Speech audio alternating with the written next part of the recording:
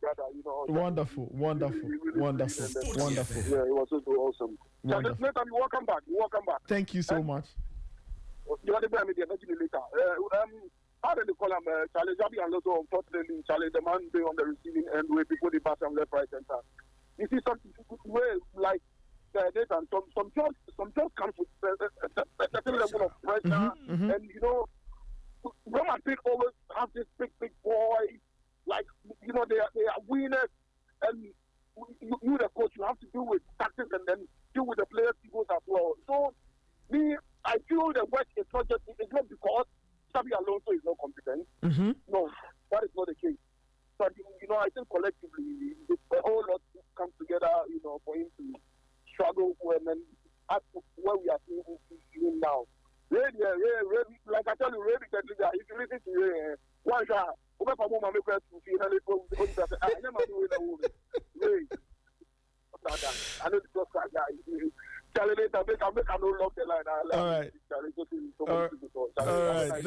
right. Take care then. We'll move forward with that call 054-257-1061. What do you think of Xabi Alonso, listeners? Do you think that he's getting too much to do? Is the pressure justified or unjustified? If you're a Real Madrid fan, I'd love to hear from you. Let me take this caller. Hello. Hey, good morning. Yes, good morning. Prodigal, where have you been? I've been around. You've been around? Yes. Well, Anobu here. Yes, Anobu. Hey, good morning to the king is naked. He really took care of us in your absence. Wonderful. That's why he's around. Yeah, just that he couldn't fire like the way if you are here, the way he fired. That one, if he sit back and you give him the problem, then he's fully prepared to do everything that he wants to do. But this time around, he was doing it small. Anyway, welcome back. Thank you so much. Whatever you brought from the trip, my brother, I'll reserve my own. We are all part of the team. Honorable, let's hear from you, please. Okay. Now, hello. Hasn't been there. Hello. Yeah, I'm here. Good. Yes. Yes, can you hear me? Yes, I can hear you now. Yes. From day one, Alonso hasn't been the right man for Madrid. What he did with Leverkusen, I think it's a one-off. Because you see the way the boys were playing. The boys were playing very much aggressive, with some kind of vigor. See, he started pre-season with this Real Madrid team. Ever since the season kicked off, have you watched them and enjoyed them before? Let's be realistic. Have you watched Madrid and enjoyed them before? Even the matches that we win, we don't win convincingly. We don't play better. It's just Mbappe that has carried the team on their shoulder. He wasn't cut for the job. It was too early for him. So I think they have to decide on him as early as possible. Now we are losing grip on the league. The Champions League too, if it were to be the knockout stages, we will be in trouble by now. So definitely Alonso should go. But the next person to take over from Alonso is another problem. Who is coming? Zidane has speculated, Jurgen Klopp or Opana Mourinho. Who is Zizou? Zizou is quietly waiting for the French national team job. He's quietly waiting for the French national team job, but there is something there that is waiting for you. What would you do? So he should come and take the job, and then he should go to France. He should come and take the job, because we need a coach. Madrid need a coach. No, but I know. What happened to giving coaches time and patience to get things to come together? You already know that Real Madrid, based on the investment we do in our team, we don't have much time for coaches to grow, to become our like. You understand? We pick coaches that can take off straight up, because the competition we have, Barcelona is not waiting for you.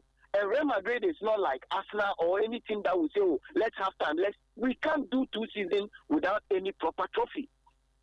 And if you want to have time for coach to grow, then you are looking at 2 seasons, 3 seasons before you win something. But that is not Real Madrid. That is why we brought Galactico into being a collective of already made players. But now we are trying to build from the scratch a little. It doesn't mean we should go. It doesn't mean we should go 2 seasons without any proper trophy. No, we still lose the league and do without Champions League this season. Looking at the front line we have, looking at the team, the young prospects that we have, we can't do that. We have to get something, one of the two, either the league or Champions League. Something has to come home. And I don't think Alonso will be able to bring it. The big matches, all the big games, he's lost it all. Tell me if I'm lying. Well, I thought he won the first Clasico, right? He won the first Clasico of the season. He won the first Clasico. Lost the derby to Atletico. Yeah, I think he lost the derby. Yeah. Look at the margin at which he lost. Yeah, it was huge. The margin was huge. Liverpool beat you. Look at this Liverpool team. Come here, in the box to the front of the shop. You see, the way things are going, we just have to let him go as early as possible. It's so hard, it's so painful that a club legend has to go through this. But listen to me, it has happened to Lampard. It has happened to some coaches that are club legends. Alonso is not an exception. We are looking for results. We are not getting a result. Now, what should we do? We just have to let him go. The rest cannot wait for the team to go season without any trophy. That's not going to happen. So that is my take. Alonso should go. I see. All right. The job is bigger than him. Okay, interesting. Honorable, thank you so much. Thank you so much. You're welcome. All right, enjoy the rest of your day. 7:41. You can equally send me a WhatsApp message. I'd love to hear from you. All right, the other line is blinking, so let me take that call. Hello. Now you are who go call. Who go call? Anyway, you go Morocco. Hey, Meta, go Morocco. You come. Why? I go Morocco. What happened? Oh, you come. I come back, but I'm quite surprised. I came back to work before I took my break. Hey, I came back to work. This one, something, but this, I never will believe you because I not hear from you. Oh, when I came back, I came back. I come job before I go break. I come job. So you what you take come? What I take come? Maybe I don't carry anything come. I just go sleep for hours. Go Morocco, you know bring anything. I know say Christmas Day here now, Charlie. What's new what for you? But you won't take things go the ark inside. Charlie. You won't take things enter the ark inside. Yeah. No, I say go. They say when that you go rain some day like that. Charlie say 25th day, Charlie. So we tell the man to make it put charges then plugs for the so you put charge on a phone. Michael, please let's hear from you. Charlie, Raymond do up. What show it you come? Raymond, they me Janet Chimana means row. You see what now nobody talk no. Yes. He did the CEO city so no go fire. Understand? Like he did outside the good like Nathan give you problem. You understand? Yeah. But this one he couldn't give himself problem. No, he's from there. That is give me problem. So you no go fit talk that same papa. But he did outside say Nathan give me problem. Say him day but tuja.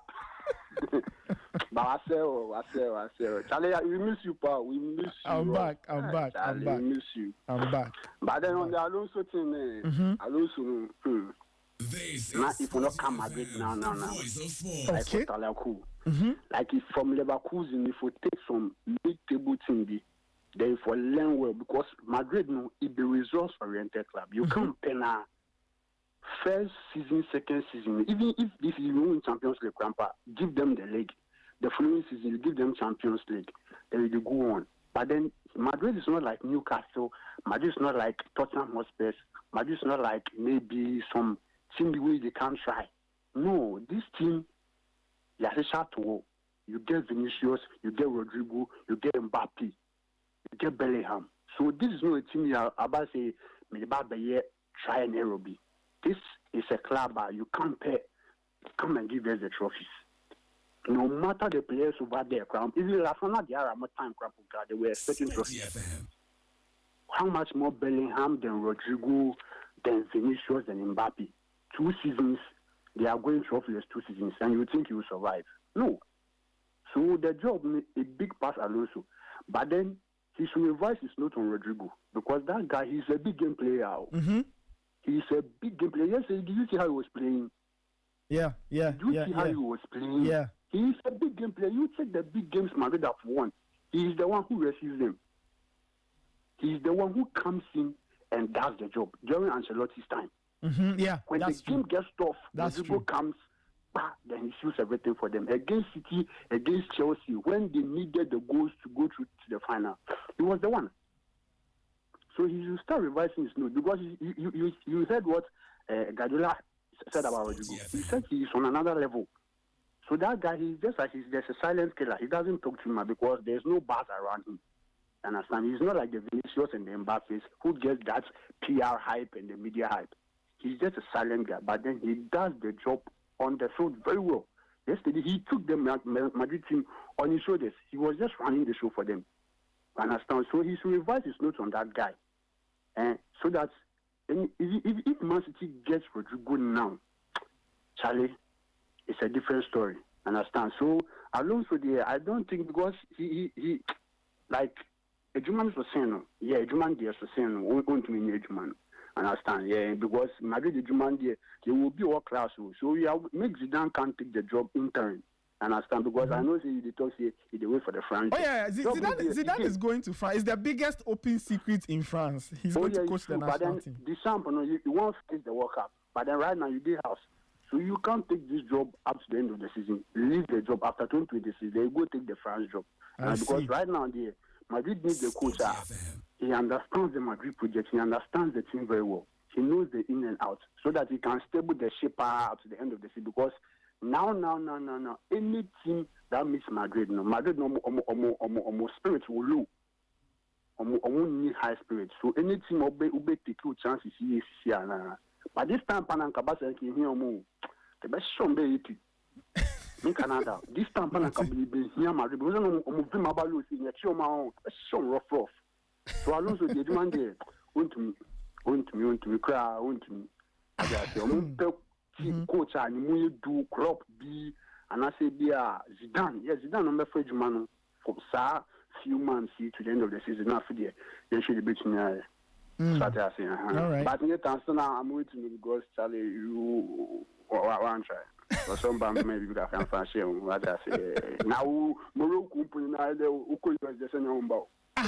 me must say. Every day I ask about you. Where Raymond is, where Nathan did. I was around. I was just on a break. That's but I had an interview on the Sporty show. Now the girls, Charlie, then they admire you.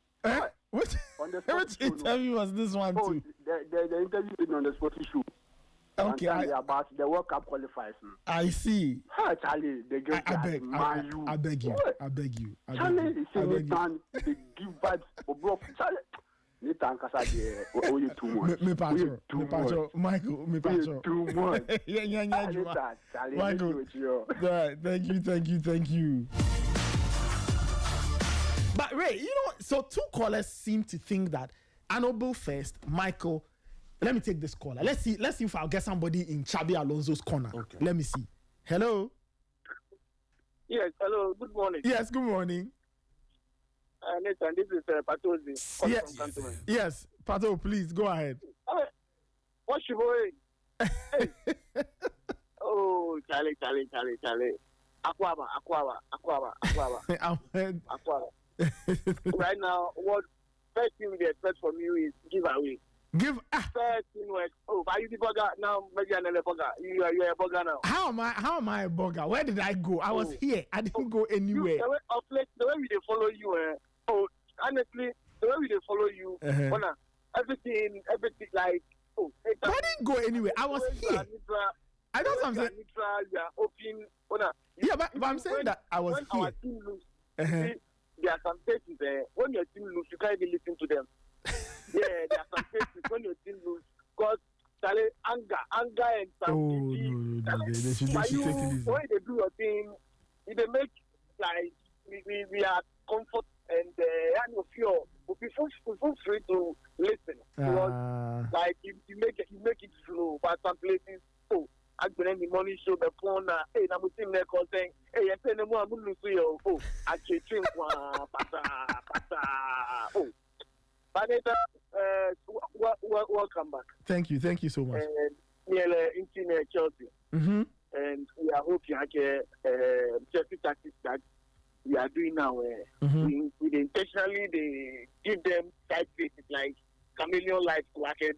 Remember, Chelsea ourselves December. It is some strategy. I don't know, but I sure say this year we go win some trophies.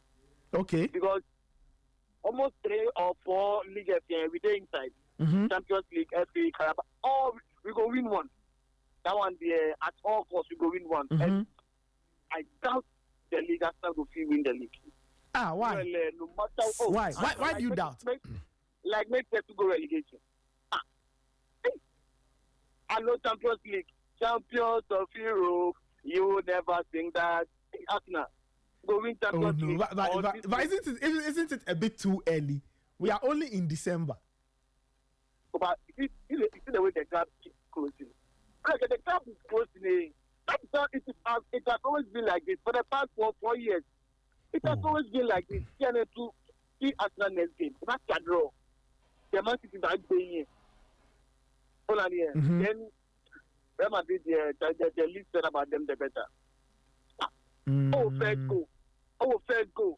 But Rudiger himself, it's some penalty. Hey, sometimes they play me say I don't continue my football career. Like most of these players, it's the opportunity.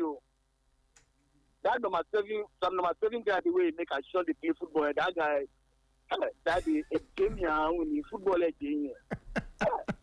Small match, some small boy view. The way the guy take me around here, me not say I for go school. Football is not my career. I get opportunity where I travel some small match go. Some 7 go.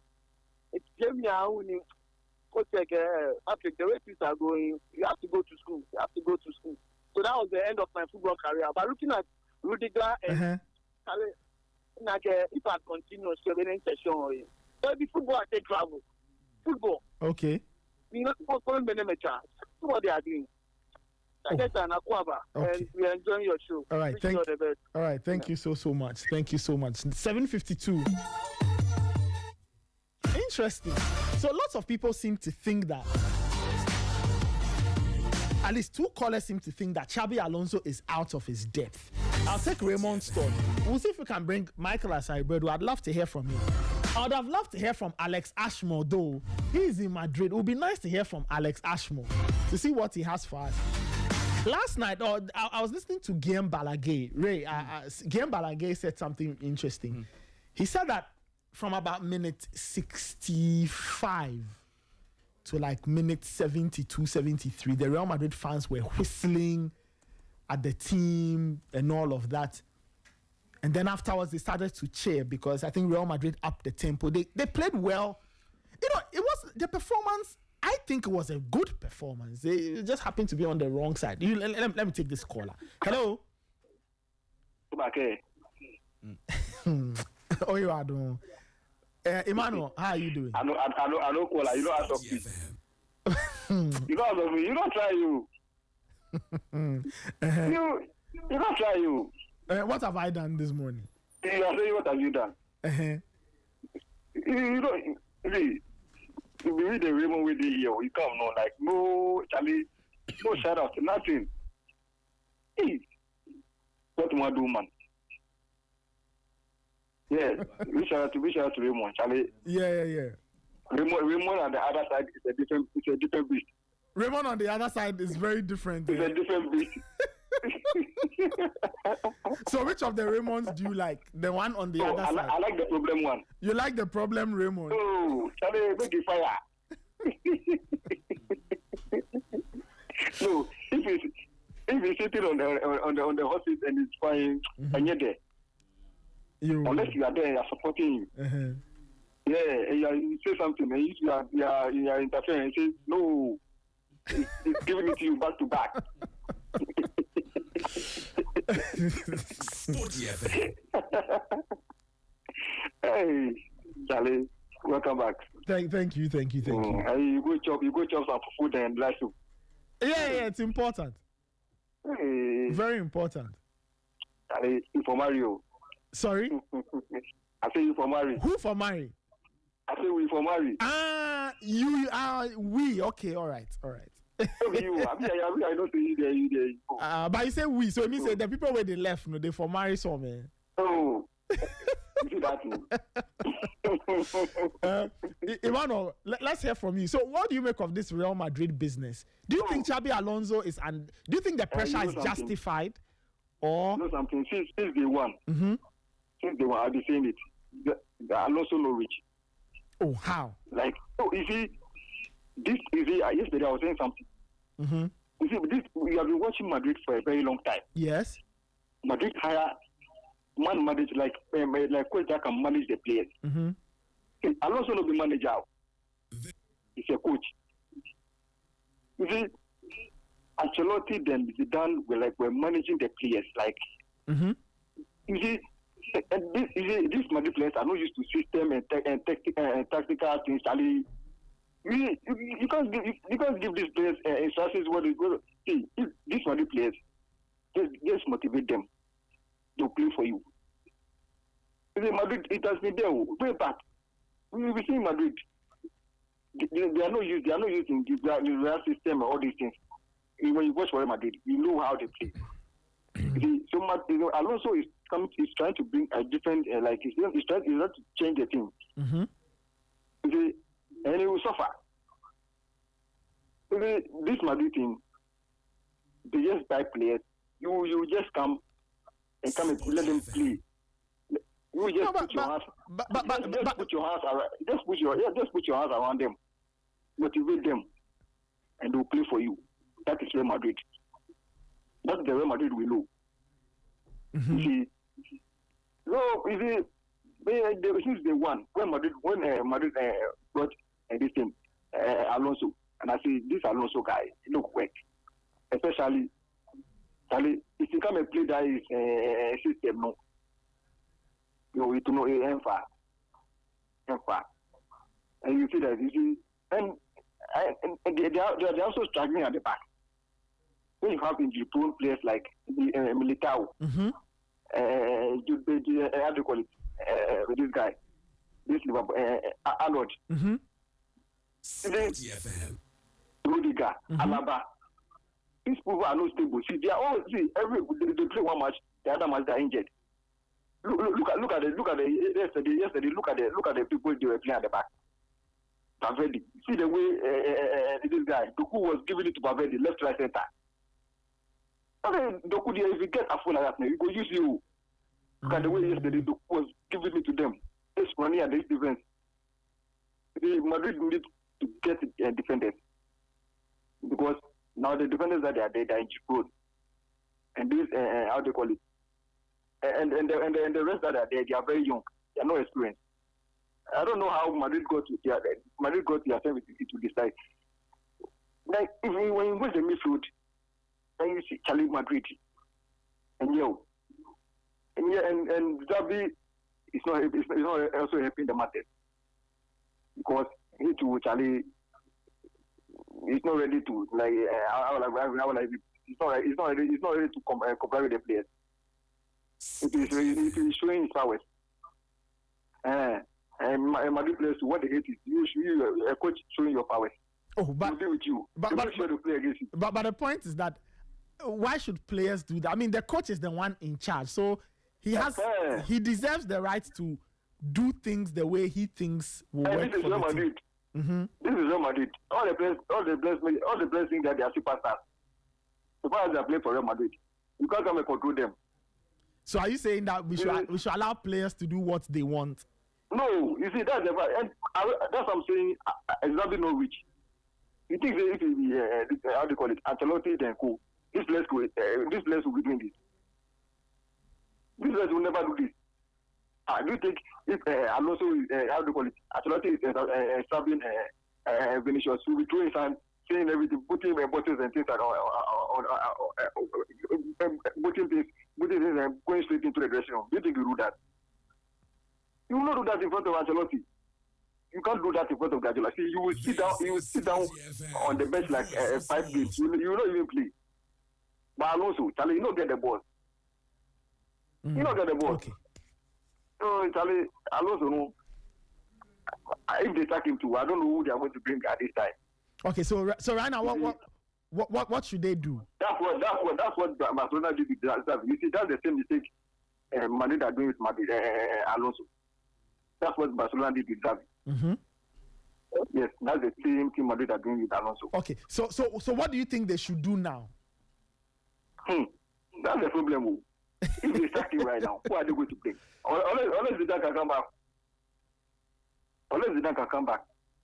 And that's Zidane guys with Ali, they fear his career. You don't want to go and take anything that will destroy his career.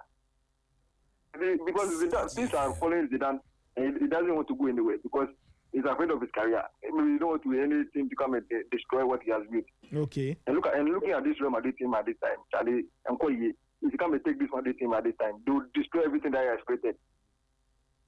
So, okay. Charlie, they just stay with him. Okay. All right. Just stay with him. There's nothing they can do. Okay. Or if they know that they can take everything, then you go and take it. Okay. Emmanuel, thank you so much for the call. Have a good morning. All right, it's 8 on the dot. All right, you know what? Maybe we'll pause the calls for now. We'll see if we can take some more later. Okay, one is sneaking through. Let me take this final call and then we proceed. This is the Sporty Breakfast. We are trying to pick the bones from Real Madrid's situation in terms of the Champions League. Let me take this caller. Hello. Good morning. Yes, good morning. This is Lamin calling from. All right, Lamin, please go ahead. I be big man. I have to come like this, man. So do give away. What is this giveaway business everybody's talking about? You this guy, if you use this Sporty guy, if it's more break now, they go chilling. You see, Raymond like this. Uh-huh. Small break. Raymond go there, US to Dubai, chill. But the point is, but man, you work so hard, you have to rest small. So the break is important. You are back. We at least with the college. You need to know that.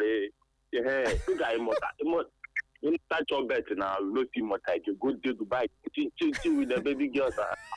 You come back nothing. The Dubai trip, it was a work trip. It was a work assignment. Work trip, we must have go chill like that. Come back. You should do work trip. It's so bad. Ray, have you seen the narrative you've created? Come on, you know, He's not wrong about Imota. Imota did what? Imota won bet 67,522. The next day I saw Imota in Dubai. Okay, let me take this call and then we can talk about Real Madrid. All right, Chief, please go ahead. Lamin, please go ahead. Let me ask for Madrid's problem.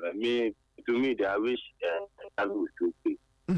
So when is that we Barca fans will be happy. We can be, raising our shoulders a little bit. So when you start right now, you bring a better coach right now, they'll give us the competition over there. We will know we will not perform in the group. The local league. So we just need a coach that will also be joking over there. They'll be raising our shoulders. I see. So they should keep it. At least me, if I'm the president, I even had another extra 2 years to spend. This is Sporty FM. I don't think Okay. Thank you. All right. Thank you so much, Lamin. All right. We'll put a pause on the calls for now. 3 minutes after 8. This is the Sporty Breakfast. Hey, but why is it that when I say we are pausing, people are calling? Hey, no more. Guys, no more call. Let me take this caller. Hello. Good morning. Yes, good morning. What's your name and where are you calling from, please? I'm to the lakeside. Okay, all right, please go ahead. What is this thing that? I think this whole Madrid issue, you guys are, I don't know, is it not being blown out of proportion? Why do you say so? I think so. See, sometimes the defeat yesterday, I think it's only amplified because they lost against Celta Vigo. They lost against Celta Vigo over the weekend. Yeah. They won against Celta Vigo over the weekend. That loss yesterday, I thought yesterday Madrid gave their blood and sweat yesterday. Yeah, I agree with you on that. I agree with you on that. But for that farmer, that Rudiger farmer, I don't know. That guy, I think he's in the wrong profession. Seriously, that boy, I don't know. How do you get away with this in this modern game of football where there's VR everywhere? That guy, I don't know. You see, look, Rudiger is just a perfect example of that saying. We always say that when you do things repeatedly over a period, you get experience, you get better. But that guy doesn't seem to get better anytime. I don't know. By now, he should have so much experience. He should have, commanding. He does fundamental mistakes. You even wonder where his head is. You see Rudiger kick a ball and then his leg will be flying in the air into the head of a player. Sporty. I don't get it. I don't get it. And then at the end of the day, you come back and you blame me. If I was Perez yesterday and I wanted to sack Alonso yesterday wouldn't be the day because I could see that yesterday they gave it everything. Okay. It wasn't for the lack of trying. They did everything. It was really got caused them that game. That game should have ended perhaps in a draw or something. Okay. You get it? Yeah. So for me, this whole thing is very unfair. And when I begin to hear things like this, then I question my United whether we are serious with Amorim because if Alonso at this stage has this much fire and Amorim is chilling, then I wonder the ambition of even United as a club, honestly. Anyway, all right. Thank you. All right, thank you so much. All right, we'll put a pause on the call. 8:05. But right, quite interesting. I kind of agree with the final caller, right? He says that he thinks just too much hue and cry around Xabi Alonso and this job, and he's not doing well, and sack him, don't sack him, keep him, all of that. You see, Nathan, there are clubs that have history, have class, have a certain aura around them. Okay. When you are a Real Madrid coach, and in your last 8 games, you've won only 2, drawn 3, and lost 3. Yeah. This is not statistics that covers the club Real Madrid in glory. This is not statistics befitting of a club like Real Madrid. This is not a record a club like Real Madrid wants to see in terms of their performance. And at all points, the coach in charge will be blamed for poor results. Later, you will tell me 2 wins from 8. The voice of statistically, it's befitting of a club like Real Madrid. And you won't tell me that a club like Real Madrid is used to such results. No way. So, the jury will be out on Xabi Alonso because he is supposed to make sure Real Madrid churn out super performances week in, week out. So, and when I say super performances, the only thing that guarantees any coach longevity on the Real Madrid job is success, wins. It's as simple as that. But Xabi Alonso had been chaining the wins together until this very dry spell. Nathan. In his last 8, it's been woeful. And Real Madrid fans are beginning to see that, look, maybe this is not the right guy for us. Of course, when he came in, he had his own honeymoon. Okay? He had his own honeymoon period. This same coach played a Madrid derby and lost 5-2. Okay? When was the last time we saw Madrid lose 5-2 to Atletico Madrid? It hasn't happened. So Madrid fans will now look at themselves and say, well, is this the coach we really want to move us to the next level? And I was telling you last time, their defeat against Celta Vigo, that was the first time they had lost to Celta Vigo at the Bernabeu since 2007. How many years ago? And 18. It's one unwanted record after the other. One unwanted record after the other. That is not Real Madrid.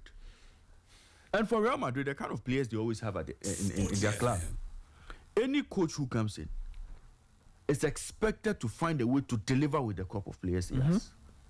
You have Mbappe. You have Vinicius. There's Rodrigo. There's Bellingham. There's Valverde. There's Tchouaméni. There's Camavinga. There's Asensio. There's Rudiger. There's Militao. There's Courtois. There's Ceballos. Carvajal. Carreras. Rudiger, they don't mention his name because he started misbehaving when Ancelotti was there. Carreras had a very good game. Yeah, had a very good game. Very good game. You look at that Madrid team. There are players in there who on any day will decide games for you. You look at that bench. There was Diaz who came on at a point. There was Ada Güler. There was Enric. With the materials they have, no coach has an excuse to fail with a club like Real Madrid. And that is why the jury is out on Xabi Alonso. Because Real Madrid fans themselves are not used to seeing their club play this way. Any coach who has come in and turned out this kind of performance, that's what's his job. We've seen coaches even win the Champions League, not win the league, and even get sacked at Real Madrid. We've seen coaches come to Real Madrid, ask for more players after winning the Champions League and the league, and get sacked. Vicente Del Bosque. Why was he sacked? He was asking for more defensive players. He said, look, this is not the Madrid style. Yesterday was the first time I saw Madrid players play with freedom. They had always been playing some pragmatic kind of football, playing with handbrakes on.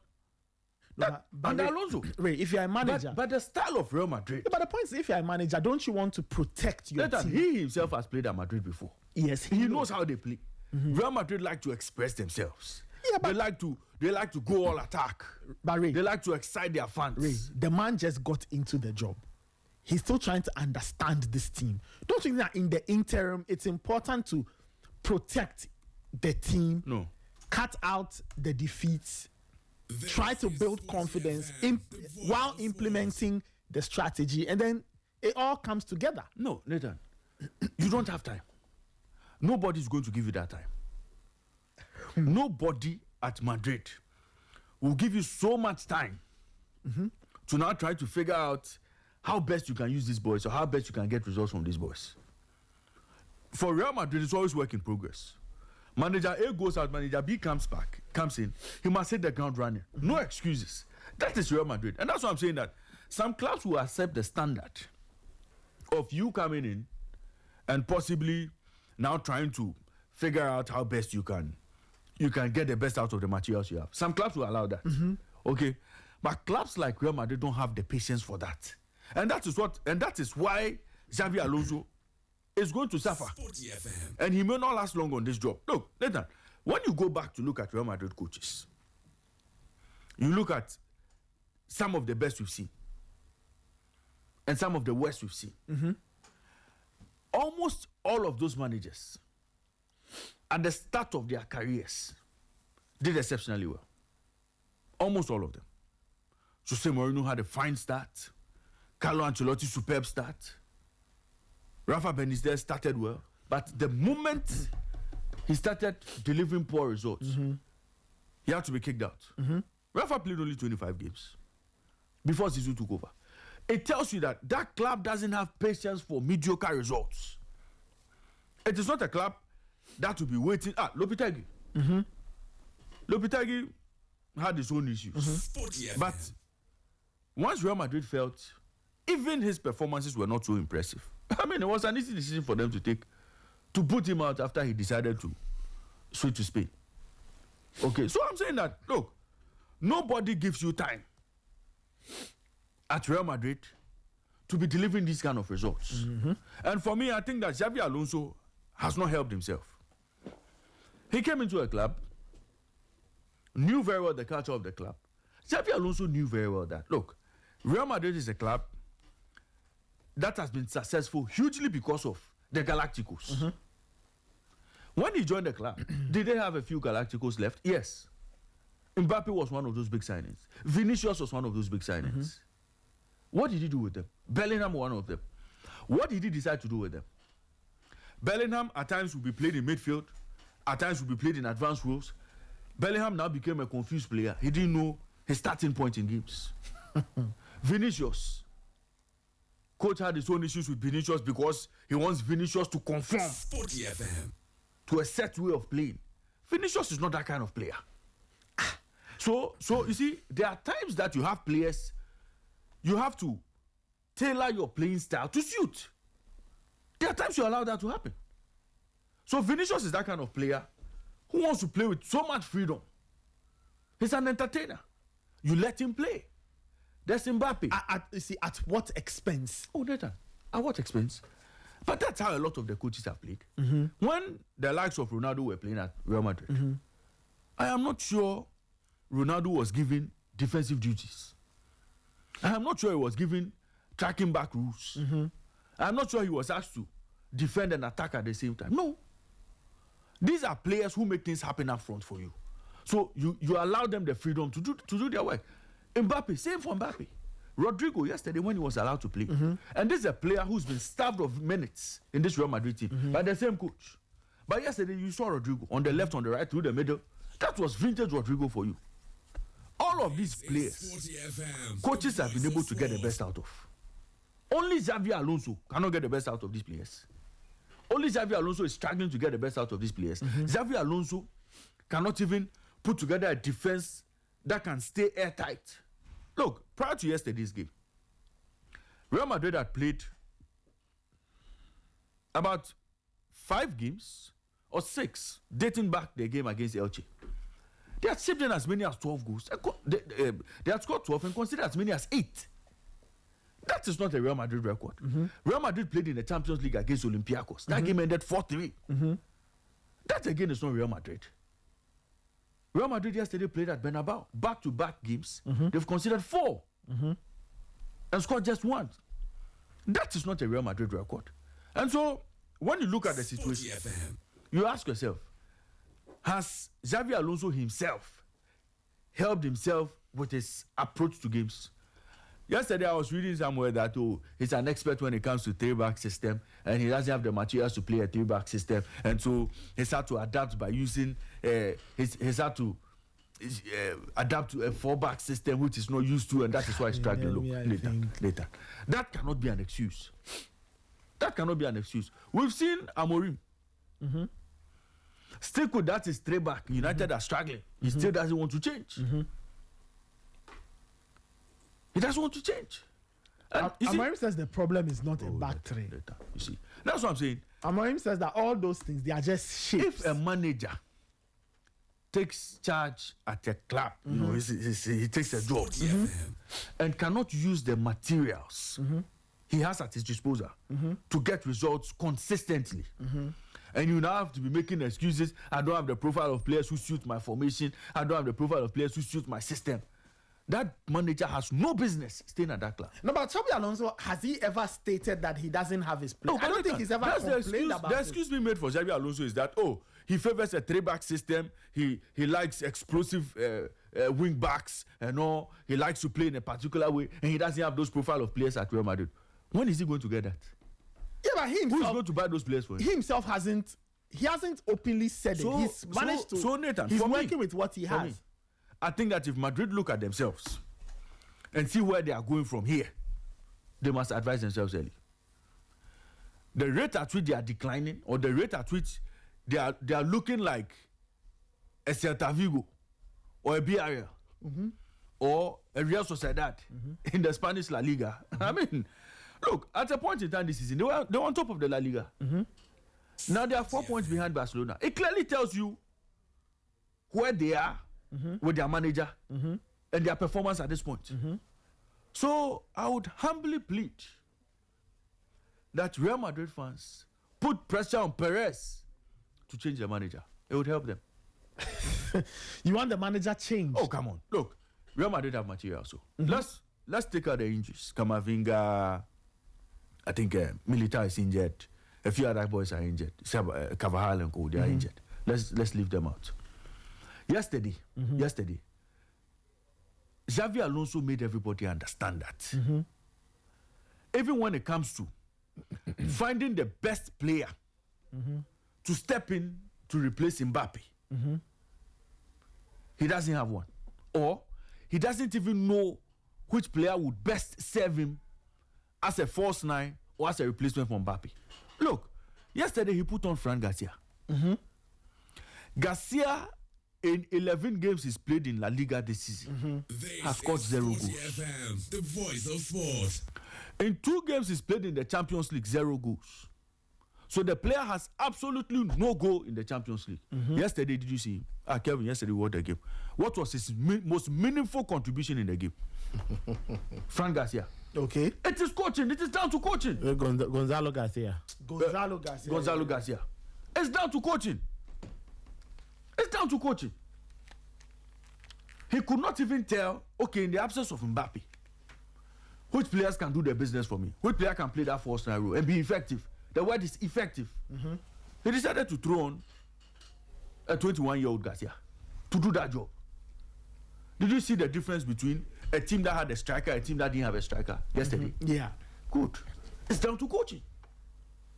And it's not as if Real Madrid don't have the materials on the bench. Okay? Okay, so let me ask you, who should he have gone with? When Endrick came, when Adagula joined, you could see that they looked sharper up front. Endrick took a shot. He had a chance. Yeah. That glancing header. Smart goalkeeping. Oh, of course, such a ball won't beat Donnarumma. But we didn't even see Garcia ever attempt any of that.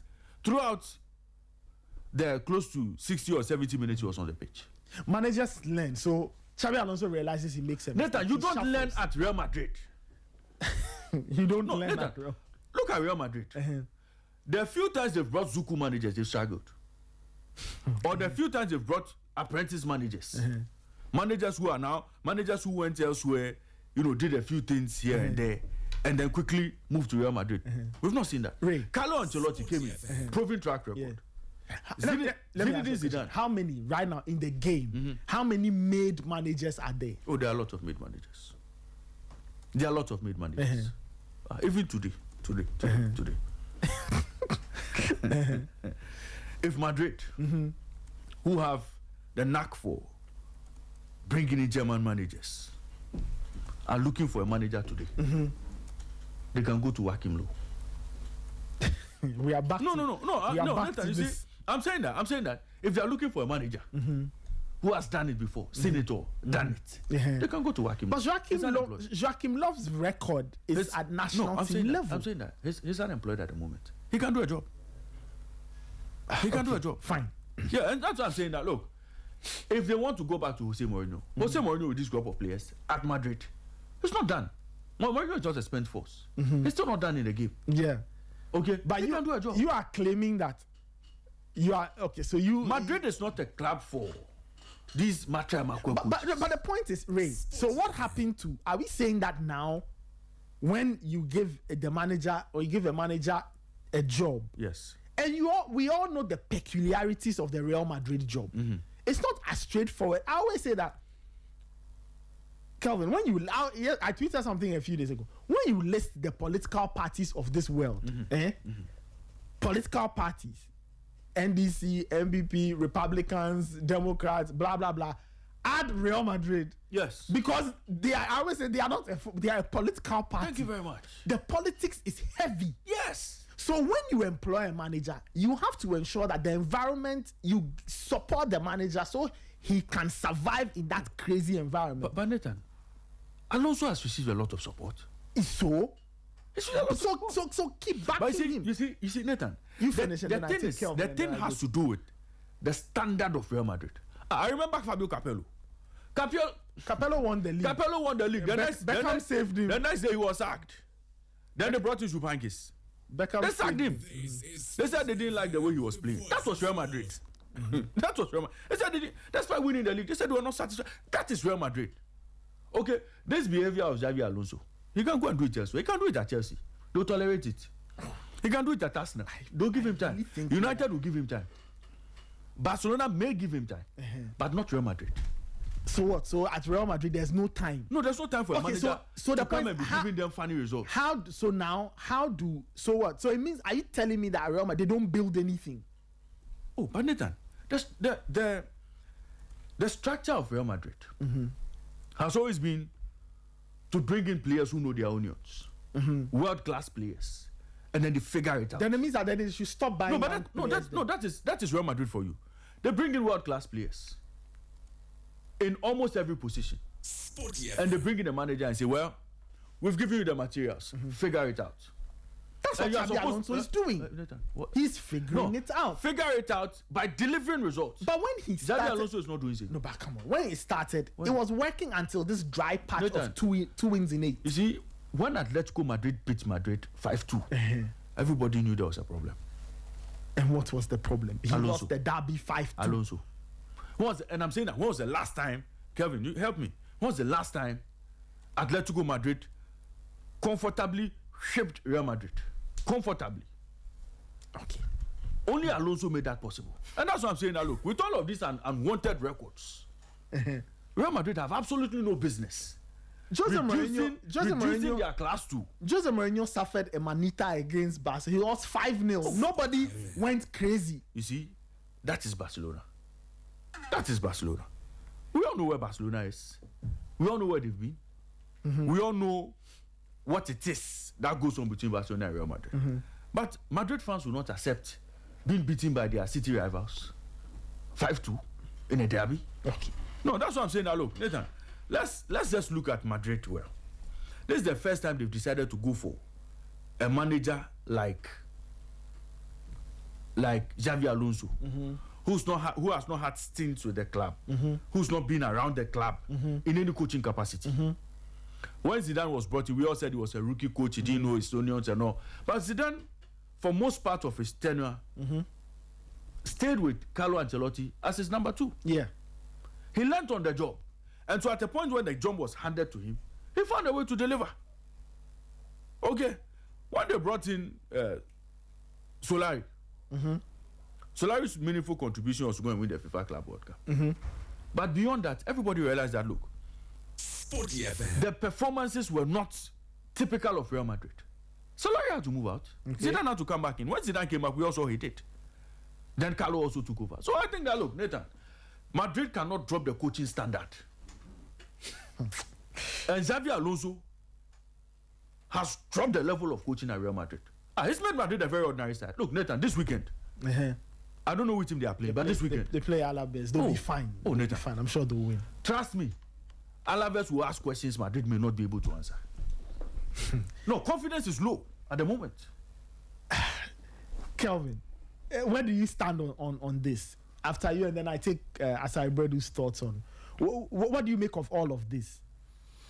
Well, I think that you may blame Alonso for one or two things, but obviously he's trying to change something that has existed for years. And you know, it did not take him just these few months to build up the Bayer Leverkusen team that we saw that convinced Real Madrid to go for him.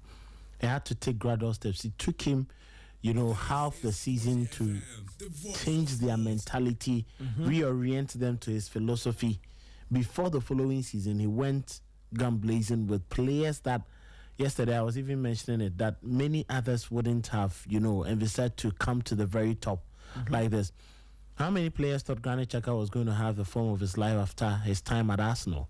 How many players thought? How many people thought that, you know, Jonathan Tah was going to have a revived career for him to get a Bayern Munich, you know, contract? You know, how many players thought that Edmond Tapsoba? Yes, you could see his promise, but did you ever see him come to top like this and play as he's doing? The problem with Madrid is these situations have existed even during Carlo Ancelotti's time. We remember these two players, Mbappe and Vinicius, were, you know, fighting over that left wing position until eventually Mbappe had to understand that. And even, it's not just Mbappe, both of them, it got to a point that they were switching in between. It's either Vinicius plays as a false nine for this particular game, and then we see Mbappe playing as a false nine for the other game. And they had to switch and twitch in between. Whether fortunately or unfortunately, I think that what Carlo Ancelotti failed to do was to have very good signings that the manager who is coming after him could have really, you know, lived with. And there is one thing that many people are failing to realize. They laugh at Barca consistently. Real Madrid also don't have money. They don't have money to be buying players. It's the reason why they are always looking for free players. Just look at the purchases in the last 2 or 3 windows. Mbappe was free, wasn't he free? Yeah, he was. Look at the other players that they've signed. Free players. Trent Alexander-Arnold. It was just because they wanted him for the Club World Cup. They had to pay a little. That they had to pay a little to Liverpool. The last big purchase I think they did was probably Bellingham. Oh, okay. Thank you. Yes. From Borussia Dortmund. But the rest, ask yourself. Houston this season, it wasn't money. If that boy was being sold to Arsenal or Chelsea, they would have sold that boy for more than that much Real Madrid for that less Real Madrid paid for. I like the way Kevin is addressing this matter. You see, eventually, it's the dream of almost every football player to end up at Real Madrid. Mm-hmm. So it works for them. That a player is about to see out his contract, Real Madrid come and say, we are interested. And the player suddenly wants to go to Madrid. That is the stature of the club we are talking about. Exactly. Now, talking about that, those were the times Real Madrid will go to players who had 2-year contracts, 3-year contracts. They'll tell you, we are buying you out of the contract. Lo and behold, they'll get you. But look at this Real Madrid team. And let's not forget that they're a team riddled with so many injuries. When Alonso was taking over, Rudiger wasn't in his best shape. Dani Carvajal wasn't in his best shape. David Alaba injured. Militao, look at the number of injuries. Camavinga and Tchouameni. It's either Camavinga is fit, Tchouameni is not fit. It's either Dani Ceballos is fit, another player is not fit. Brahim Diaz, another Goulet. How consistent have they been? It's even Alonso who is making us realize that, Ancelotti could have used Goulet better than he did. Because he's been the one who's actually been feeding Mbappe a lot more times this season. Jude Bellingham, let's not forget, he also battled some injuries. Yeah. That consistently, today is his knee, tomorrow is his thigh, the next day is his shoulder, and he had to undergo a surgery to correct it. Even Kylian Mbappe, who joined them, had to battle and go through injuries. He's still battling it. Yeah. Because he doesn't want to stay off and then get healed properly. Yesterday, if we are judging by what we saw from the Real Madrid team, I'm not sure anybody would think that it's a problem of Alonso. It's the problem of all the players. You would have Ramon Calderon. He has his voice there where he's been speaking. Maybe I would have to go back. You don't worry. I'll give you the full length and then we'll listen to what Ramon Calderon has been saying about this Real Madrid team. It is 2 minutes, 29 seconds. You listen. That is, he believes that certain responsibilities behoves on this Real Madrid players to make sure that their manager feels safe, which the players are not offering him that. He has tried his best, but they are not giving him that sort of... How are the players not helping the manager? Yesterday, did you see the Jude Bellingham? You spoke about Vinny. No, but Vinny, thank you. No. Thank you. Vinny, you see, this is a player who is not ready to conform. Must he conform? Why shouldn't he conform? No. He's not the world's best. No, but you see, is he the world's best? Ray, conforming. Is he the world's best? Has his previous style helped the club? Ray. His previous style. That was 2 years ago. Last season, what did he do to the club? Ray, conforming means what? Again? How consistent has his... You want to change? No, wait. How consistent has that attitude helped Madrid to win trophies? How many times? Once upon a time, we were talking about Vinicius being what? Ballon d'Or winner. And how many was it consistent? Was it for 2 seasons? Was it for 3 seasons? He didn't have to change his style. Why didn't he have to change his style? He didn't have to change his style of play. Vinicius was... And that is why I am saying, if a whole Karim Benzema had to change his style to suit Real Madrid, who are you, Vinicius Junior, that you don't want to change your style? Who are you, Xabi Alonso, to tell Vini to change? Vinicius, has he achieved what Alonso has achieved in his career? No, but Vinicius... No. Has Vinicius achieved what Alonso has achieved in his career? Ray. Vinicius playing under Carlo. Ray. Anybody. Alonso has also played under Carlo Ancelotti and he's played under Pep Guardiola and he's managed better players. So what are you saying? Which better players? Ray. Once there is a head coach. Once there is a head coach. Which better players? He's played with better players. The head coach demand certain things from players. I think it's non-negotiable. Once you are a player and you play under the head coach, his instructions are the law. If there are issues, you can iron it out. But you see, ultimately, you have to do what helps the team to win. If the coach says, look, you are a good player. I want you to defensively help your team. Why should you not listen to your coach? And that is it. You see, Hamet Altintop, he was one of the best CAMs. Yeah. When he came to Madrid, what did Mourinho say? I need you to be playing right back for me for a certain period. Didn't he adjust to it? Yeah, he did. Mike Lacian adjusted, didn't he? Yeah, he did. Sergio Ramos in his early years Was a adjusted right back, as a right back. Later, he had to drop in there. There have been times Aurelien Tchouameni, you think that he loves to play central defense? No. Karim Benzema changed his style because Cristiano Ronaldo had to be the focal point of the Real Madrid team. But you see, Let me finish. You had your say. Let me finish. I want to understand something. What do you want to Are you telling understand? me that a player who has played the same way all these years under different managers, winning 3 La Liga titles, winning 2 Champions League titles, like he has to change his style of play? No, but Ray, has Because Xabi one manager Alonso wants that. relax. Has Xabi Alonso asked Vini to change his style? He's demanding certain things of the player. Certain things, but not a style. Certain things, but not a style. What are those? The final balls, passing the ball at the right time, crossing the ball, making sure that the passes, the over-elaboration, the theatrics on the pitch, just stop it. That is what Alonso is telling him to stop. All those things, and we all admit that Vinicius Jr. off the ball, and a lot more times, his attitude of the ball and some theatrics on the pitch is to the extreme. We see the complaints to referees, fighting with opponents, fighting with fans, his gestures. Alonso believes that is affecting his game. So, gentlemen, focus on your game. I've done all these things. I've won 3 No. It's gotten to the high point of it. Maybe Vinicius was at times expressing his displeasure. I know Asaribodu will come in and he's going to speak about it. Vinicius was expressing his pleasure at certain points in time, in games when he was coming up. Yeah. But it got to the extreme last season, and we could all admit that it was terrible. You just watch him and you're like, come on, what is this gentleman doing? And it is not just Vinicius. Look at Rudiger yesterday. Look at that silly penalty with all the experience in the world. Yeah, that was a terrible decision Rudiger took. Throughout the game, it should have been red carded. I think Clement Turpin just decided to allow it to go. He was just ragged, aimlessly. Look at Asensio. Remember his first couple of games for Real Madrid?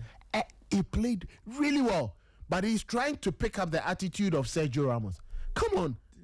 You cannot be a Sergio Ramos. Be yourself and play the football. That is all what this manager is trying to ask from these players. Yesterday, did Alonso, after getting the team to play and get to the final third, tell them that Jude Bellingham should blast that ball over the bar? When Kairas made the pass to Vinicius, waiting for the return so he could easily make a cutback, should Alonso come and tell Vinicius to be making that pass? And it happened a couple of times. You don't allow your left back. Do you think Vinicius will see Marcelo run and will not give the ball to him? It's disrespect and disregard for certain things, which Alonso is asking for. And it's the same thing that Ramon Cadron has opened up. You check the today's folder. I've saved it there, and I'll end my submission with it. Okay, if players fail to accept their responsibilities and execute it, it affects the entire team.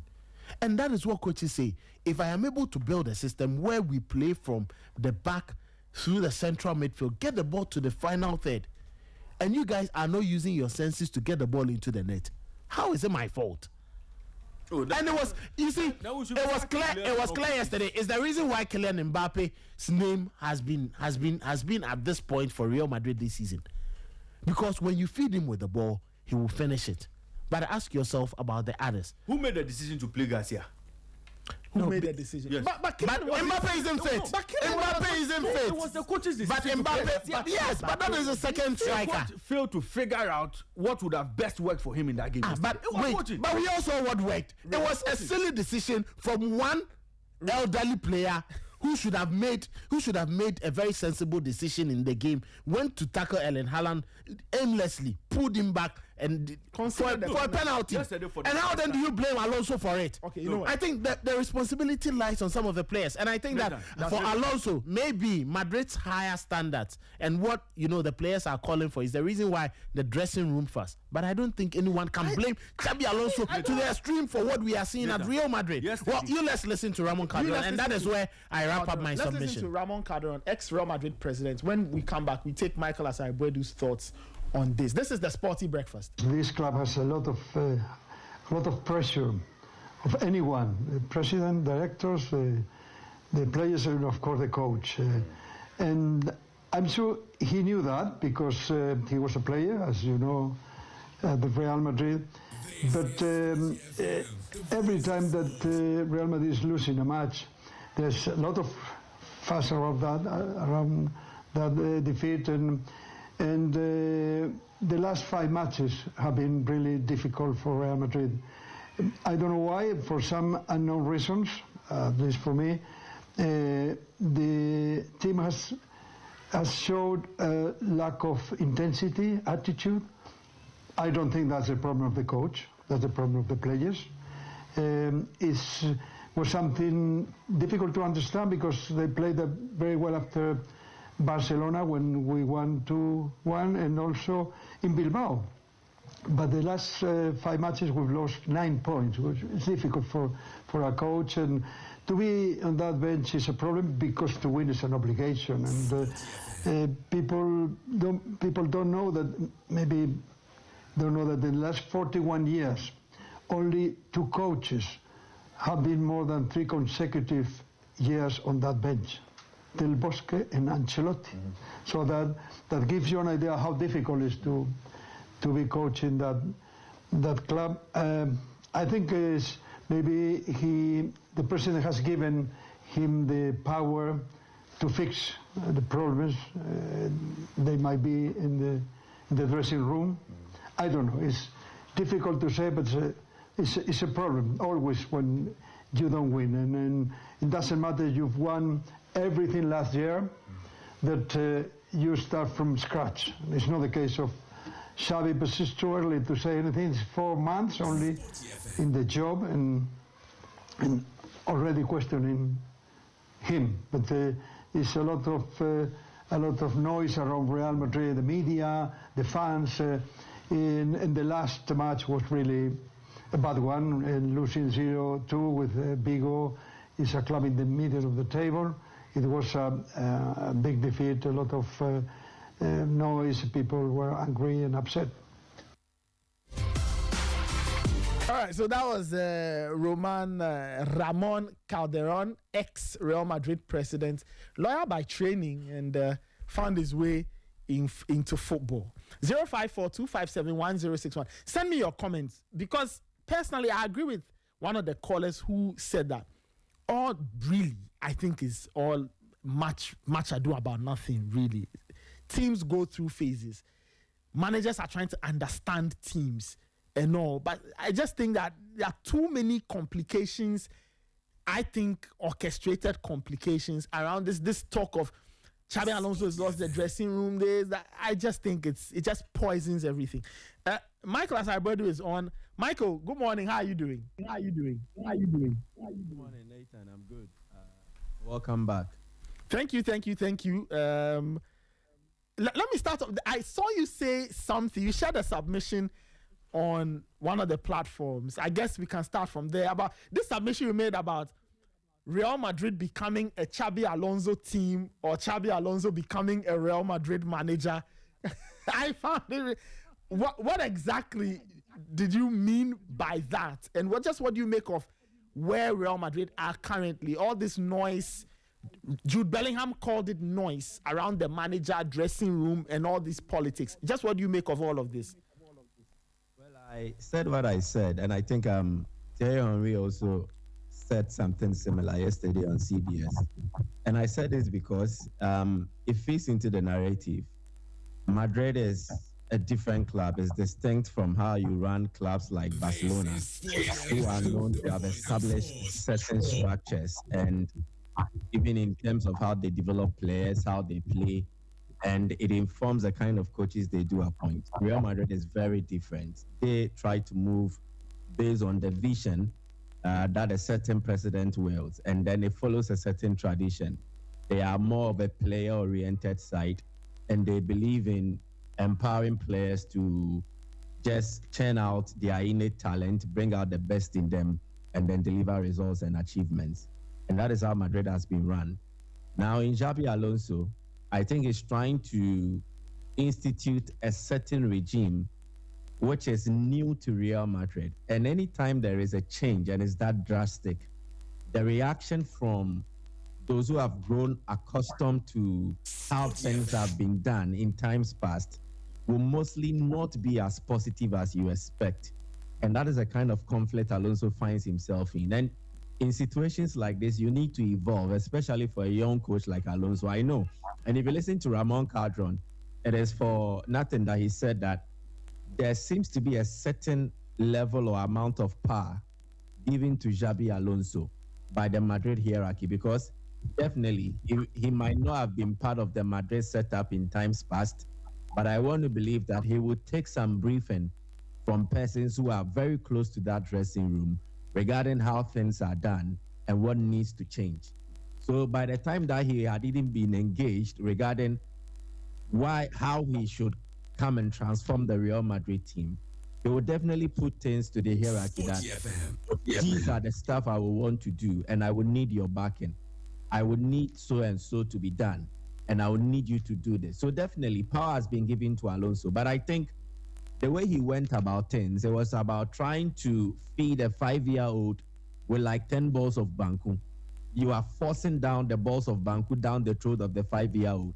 And definitely, the reaction won't be positive. I think that he tried to do a lot of things at a point in time, and that did not really desire or trigger the right response from some of the players in the dressing room. And that is how come they are where they are. But I don't think it is too late. He needs to evolve. He needs to tweak things. At a point in time, even the likes of Pep Guardiola and the top managers had to tweak things to suit the environments they found themselves in. What Alonso needs is a team with balance, a perfect team to play exactly how he expects them to. As it stands now, the Real Madrid team do not have such. The playing body do not have the necessary balance to play exactly how Alonso expects them to. And it will take them time to do that because they have performed abysmally in the transfer window in times past. I think people were carried away with the fact that it was a Real Madrid team that were winning. And as such, anybody they plugged into the side was good to go. But they failed to attract the right players. And then certain player decisions also shocked them. I don't think Madrid were ready for the retirement of Toni Kroos. I don't think they were ready that if Luka Modric is leaving, there was somebody they had lined up to replace him. And all these things affected how they planned their squad building. And it would take them time to work this out because in central defense, they are short. At right back, it looks like they will still need cover. In defensive midfield, Madrid have not necessarily replaced someone like Casemiro. Toni Kroos, Luka Modric look like players who have not been replaced in the Real Madrid squad. In attack, they have names, but they don't have that balance. A team that plays with a certain rhythm that brings the best out of each other. And so if you want to go there and coach with tactics, looking at the state of the squad, you will not really get the best out of them. So what it means is that you will need to evolve. You will need to tweak your principles. You will need to understand that this is the situation I find myself in, and this is how perhaps I should go about things. But I don't think Alonso did that right. And that's why I said that it is either this Real Madrid team concedes and accept the fact that, okay, it is a new coach, a new king in town. Let's go according to how he wants us to do things. Or Alonso understands that this is the squad I inherited. And it is not like they are that bad because they won the double under Ancelotti 2 seasons before Alonso came. So how about I also adapt to how things are being done? I will still enforce some of my principles, but I will give in to some and then listen more to some of these players and see how together we can work things out. And that is something that I think he should have done from the start. He didn't, but it is not too late. He can still salvage the ship from sinking. Interesting. I agree with you on the concession bit. Of course, when you handle a club like Real Madrid, you need to understand the politics of the day and try to see how you can, how you can benefit from your own principles and the politics. So, Michael, but when we look at last night, because it's last night is the most recent point we can focus on. Sporty FM. What did you see from Real Madrid? I watched the game. I thought I saw a team that gave a good effort. They tried, they pushed, they threw everything at it. It didn't come off. What are some of the things that Xabi Alonso can take away from last night going forward? And from the playing body, what is it that they must do to ensure that? Because look, if it comes together, it works for everybody, both manager and player. So what can Xabi Alonso take away from this in terms of positive points? And from the playing body, what must they also do to ensure that the results start falling for them starting this weekend? What was right about their play yesterday was the attitude. The attitude. I think the nature of the match, the stage, and then circumstances around the build-up kind of triggered a positive response from the players. Okay, so this is what is going on. Let's try to prove something. But it wasn't enough, because I still think no matter how much you try, you see, you can't all of a sudden stop certain habits. And these are the indiscretions of Rudiger, the indiscretions of Vinicius Jr. You can't just stop it all of a sudden. No.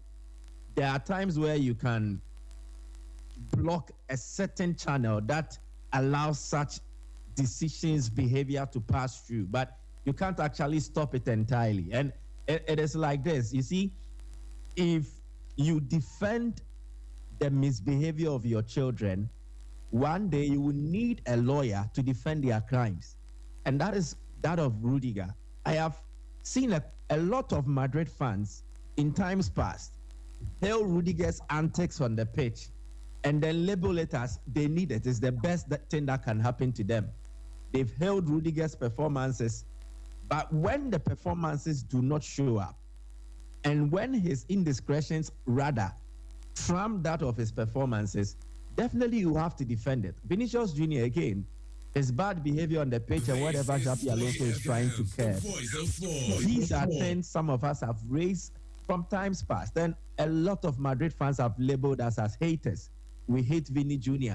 We don't like him. And that is why we speak out against some of his bad behavior on the pitch. Now, things have turned. He's no longer scoring goals for them. He's no longer that Vinicius Jr. star for Real Madrid, because there is a new king in town. It is now that they would have to look at his bad behavior and then see it as it is actually hurting the team rather than doing them good. But I think it is not too late, as I said. You see, Alonso did what he did because power was given to him. Alonso knows the Real Madrid dressing room. Whether he was part of the setup or he wasn't part of the setup, if he needed any information, it was very easy for him to get it. Like a lot of leaks go around in the Spanish media circles, Madrid is a big political club, and there are factions within this institution. Those who don't like how the establishment is will definitely leak information. So Alonso knows where to go for when he needs intel about the Madrid dressing room. So he knew what was at stake, but I think he was empowered by the hierarchy, and that fueled him to embark on certain things that he did. But from the evidence of what played out yesterday, he has come to the realization that that alone will not be enough to make him successful. Because for once, how did all of a sudden Alonso trust that someone like Endrick will influence the game for him? Because there is a boy who has barely seen minutes under him. He's not played. And players Alonso has actually trusted so far this season. One was Franco Mastantuono. He was on the bench and he was an unused substitute. In a game where Alonso needs a win, first he trusts Gonzalo Garcia, a player he actually made known to the world during the Club World Cup.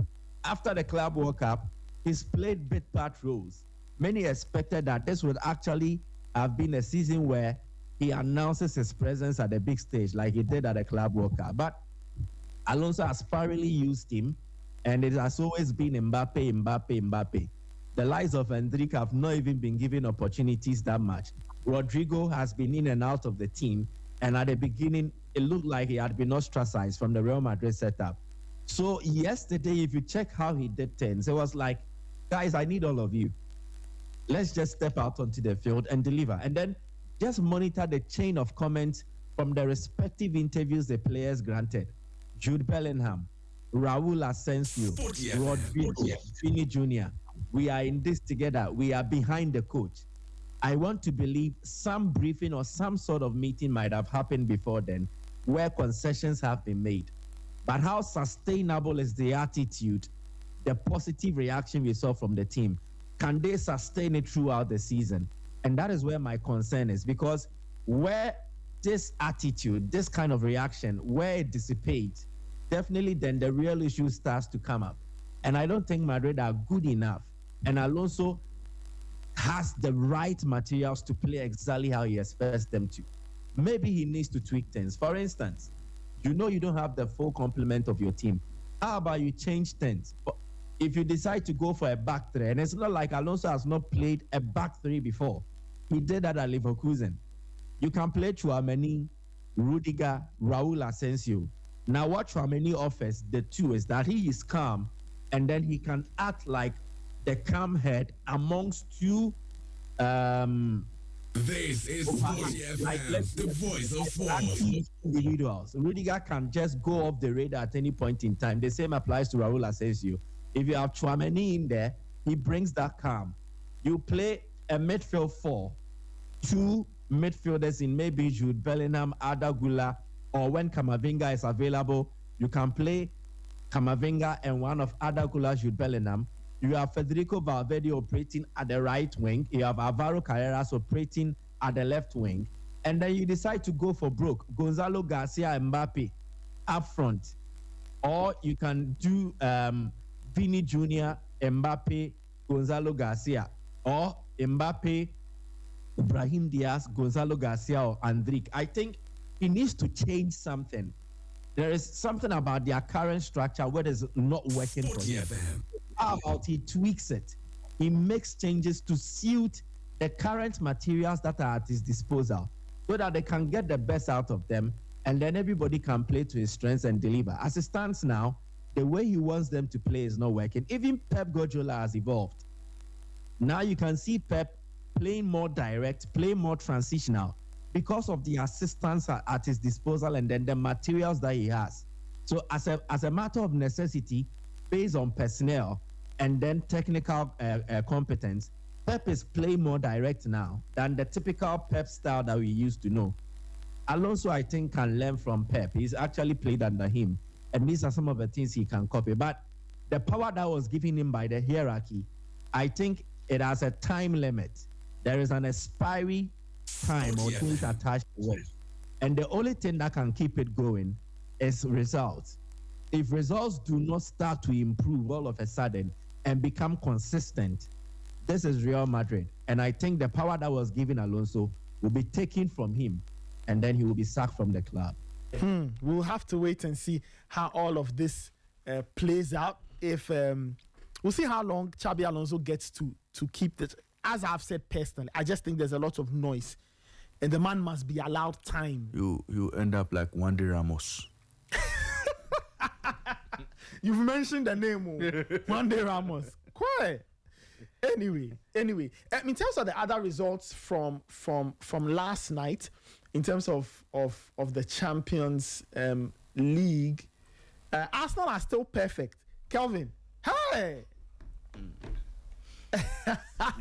These games are always going to be winnable for a team that had the coach sacked on Monday, a team with injuries already in turmoil. They used the third choice goalkeeper. So I wasn't expecting anything less from Arsenal. If Arsenal puts together that squad on a match day and then if they had struggled against Club Brugge, I think it would have been the worst from Arteta. And judging from the fact that he had been dropping points recently, and many were not going to, forgive, if he had dropped further points. It was quite interesting to see the return of Gabriel Jesus, Noni Madueke standing up to score that brilliant goal. Gabriel Martinelli, 5 goals from 5 Champions League games this season. Martinelli's looked really good. Yeah, in the in the Champions League, in the league, I think just like I was saying, off the bench. But if he starts, he doesn't seem to really find his feet. And looking at us now playing with another, a different pair of central defense yesterday. And they still managed to keep a clean sheet. The only time they've considered this Champions League was against FC Bayern Munich when Carl managed to score that goal. So Hincapié and then Nogard played, and then it was once again, Bayern, do I say results, when it comes to Arsenal conceding. Ben White gave his best, Martin Odegaard's I think Victor Gyökeres, before his injury, was trying to adapt, and the players were trying to adapt to, his style. But now it looks more like, he's now getting back. And yesterday, Arsenal played with a midfield for the first time this season that did not have Declan Rice there. And you could see that Merino, Zubimendi, Odegaard had to try new ways of finding the party. But I don't think that midfield from Club Brugge was going to be too much problematic with Venaken and Nunez Dicard not really at pace. But it's all because of how Arsenal also decided to play in there. Good result for Arsenal, a breather for them, and then hopefully they'll be able to welcome some of their injured players. Jurgen Timber was out, Leandro Trossard, Max Doman is expected to be out for 2 months after sustaining an ankle injury during last weekend. So another injury for Arsenal. Declan Rice, was quite rested. Mosquera is battling an ankle injury. Kai Havertz, we all know, has been out. William Saliba still with a knock, and then Gabriel Magalhaes will come back later. But I think it's impressive to see if a team has these injuries and manages to still get results, get points. It's quite impressive. So, credit to Arsenal, credit to Arteta, and then to Noni Madueke. Lots of us still have our doubts about him, but if he starts showing these kinds of, promise, then it tells you that, yes, he's up for it. We've seen his personal coach speak about him after he joined Arsenal, and then he thinks, he can be best suited because Arteta would understand his style. Well, hopefully it works that way. But I think Arsenal fans will be very much happy. They have something more dynamic to their style when it comes to them playing up front. If Gyökeres and Merino are not available and you have someone in the shape of Gabriel Jesus making the return who can just run in between the low blocks and then create opportunities, it's good for them. So, yes, 18 points. It's all done for them. Whether by hook or crook, Arsenal qualifies to the next stage. Whether they are going to lose their last 2 games and drop off their first 8 and then get into knockout, they are still in the Champions League. I think that this is a real breather for Mikel Arteta and his team going forward to this. And hopefully they make it during this weekend. And quite surprising that Arsenal play Wednesday and then they are playing on Saturday, and that is the most the disappointing part. So today they may not be able to train. You'd have to train tomorrow, and that is just one. So rest day today, you train tomorrow, and then you are playing on Saturdays, which Arteta has had a problem with it. But after Saturday, Arsenal would have a week long without football, which means until next week, Saturday or Sunday, before they play again. So at least, yes, several players who are battling injuries and knocks and all that can be rested. So yes, job done. When you want to get to the big stage, you do it easy and as simple and as quick as possible. Interesting stuff. In other results, it was Athletic Bilbao 0, PSG 0. Bayer Leverkusen 2, Newcastle 2, Benfica 2, Napoli 0. Napoli's record, not Napoli per se, but Antonio Conte's run in Europe is really, really, really poor. Club Brugge 0, Arsenal 3, Dortmund 2, Bodo Glimt 2. Quite disappointing from a Dortmund perspective there. And then you have Juventus beating Pafos 2-0, and then you have the Real Madrid result. And then Karabakh 2, Ajax Amsterdam 4, and then Villarreal 2, FC Copenhagen 3. Michael, was there any other result that caught your attention from last night's serving of the UEFA Champions League? Okay, Michael, you're muted. So I was saying that I'm actually shocked how Villarreal has been that woeful in the Champions League this season. because it is very contrasting if you check their form in the domestic league and then their form in the Champions League. It is very surprising. And yesterday you could see that their coach Marcelino was very angered. He was fuming on the touchline. At first half, it was like they played like there was nothing at stake. And kudos to Copenhagen for taking their chances. I think right from the start, they knew what they had to do. El Yunusi, Dadasen, they created some very good moments. What they did was that they decided to sit deep, and then in the mid-block, they will press Villarreal, force turnovers from them, and then attack. And they were very swift in their transition. I think that was brilliant coaching from Copenhagen. And then they continued from that in the second half. I think, I don't know, but it looked like Villarreal did not really have the right mindset, the right approach, and then they lacked the motivation for a game like this. And it's not surprising that after 6 matches, they have just a point to account for. Thomas Partey, unfortunately, was injured, but in the middle, he played Comesaña and then also Gay.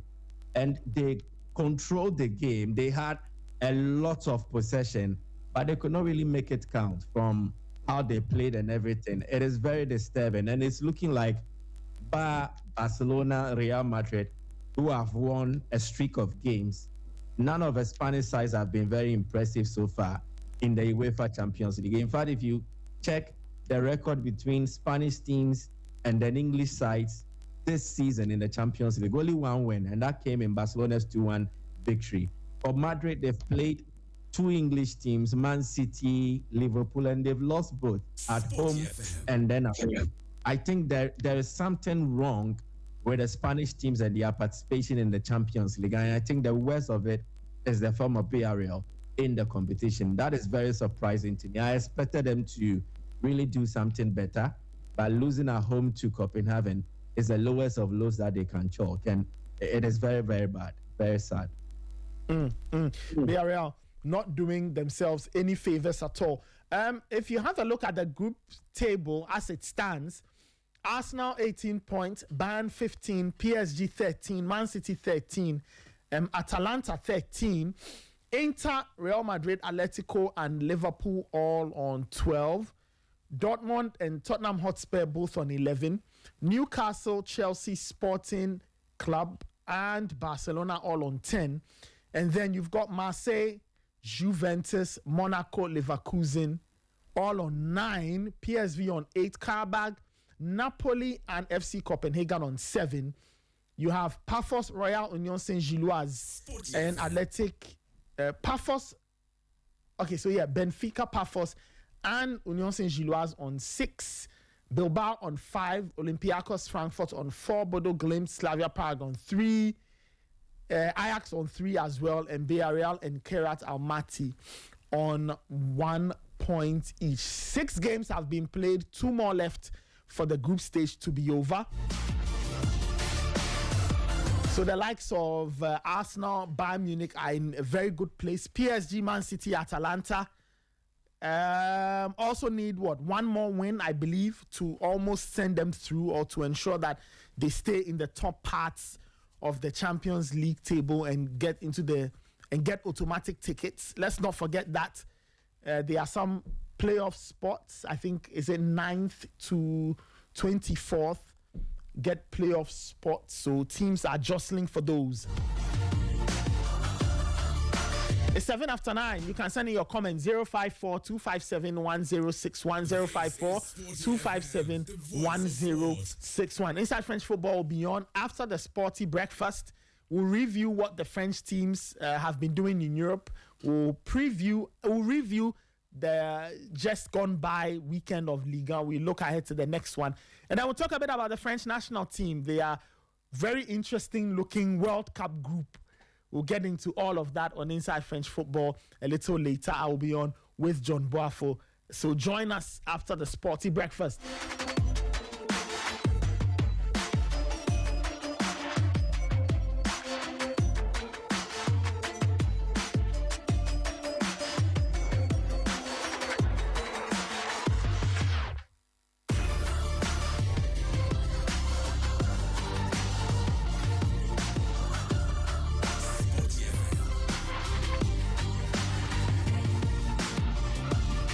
8 minutes after 9. Before we proceed, a few quick announcements. MTN's Free After One Extra is still on. With Free After One Extra, you can talk for 1 whole hour uninterrupted while paying for only the first minute of every 10 minutes you talk, which means for every 10 minutes you talk within the hour, you only pay for the first minute and you get to talk for 60 minutes straight with no interruptions. You also get 100 MB of data for free after your first call on Saturdays.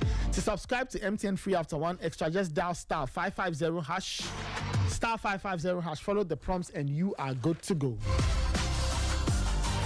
Now this December, if you want to look sharp for all the things you're doing, work, class, weddings, or that special occasion, you need to speak with the good people of C&G Classic. They are located at Medina Rolling Circle, close to the P Cooler Heights. They are your new plug for premium menswear. So anything, corporate shirts, tuxedos, suits, trousers, and dress shoes and all. Everything you need to make you a man of class, you find at C&G Classic.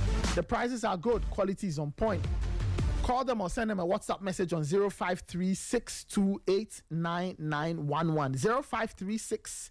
0536289911, or check them out, Luxurious Wear GH on Instagram. C&G Classic, look smart, feel classic.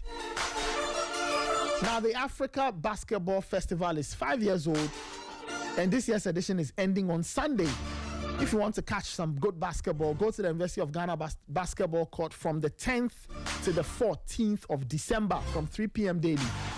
The event is sponsored by Glyco General Insurance, GTS Drilling, Tonino Lamborghini Energy Drink, Indomie Noodles, Mini Me Achomo, Lush Hair, The Luckiest Africa, Vena Mineral Water, Points Africa, Warrior King Watches, and Nescafe. The media partners, GTV Sports Plus, Inconconsa.com, Ewa Sports, and Sporty FM. This event is produced by Right Sports Services and hosted by the University of Ghana Sports and Wellness Directorate. University of Ghana Sports and Wellness Directorate, they are the ones hosting 2025 Africa Basketball Festival, celebrating the beauty of basketball, music, and fashion. Follow at Real ABF on Instagram, Facebook, X, and TikTok for more. And this December, what are you doing? If you don't have plans, I suggest you go to Morocco to watch the AFCON. Even if you have plans, go and watch the AFCON. Dunia Safari and Sporty FM are bringing you closer to the AFCON.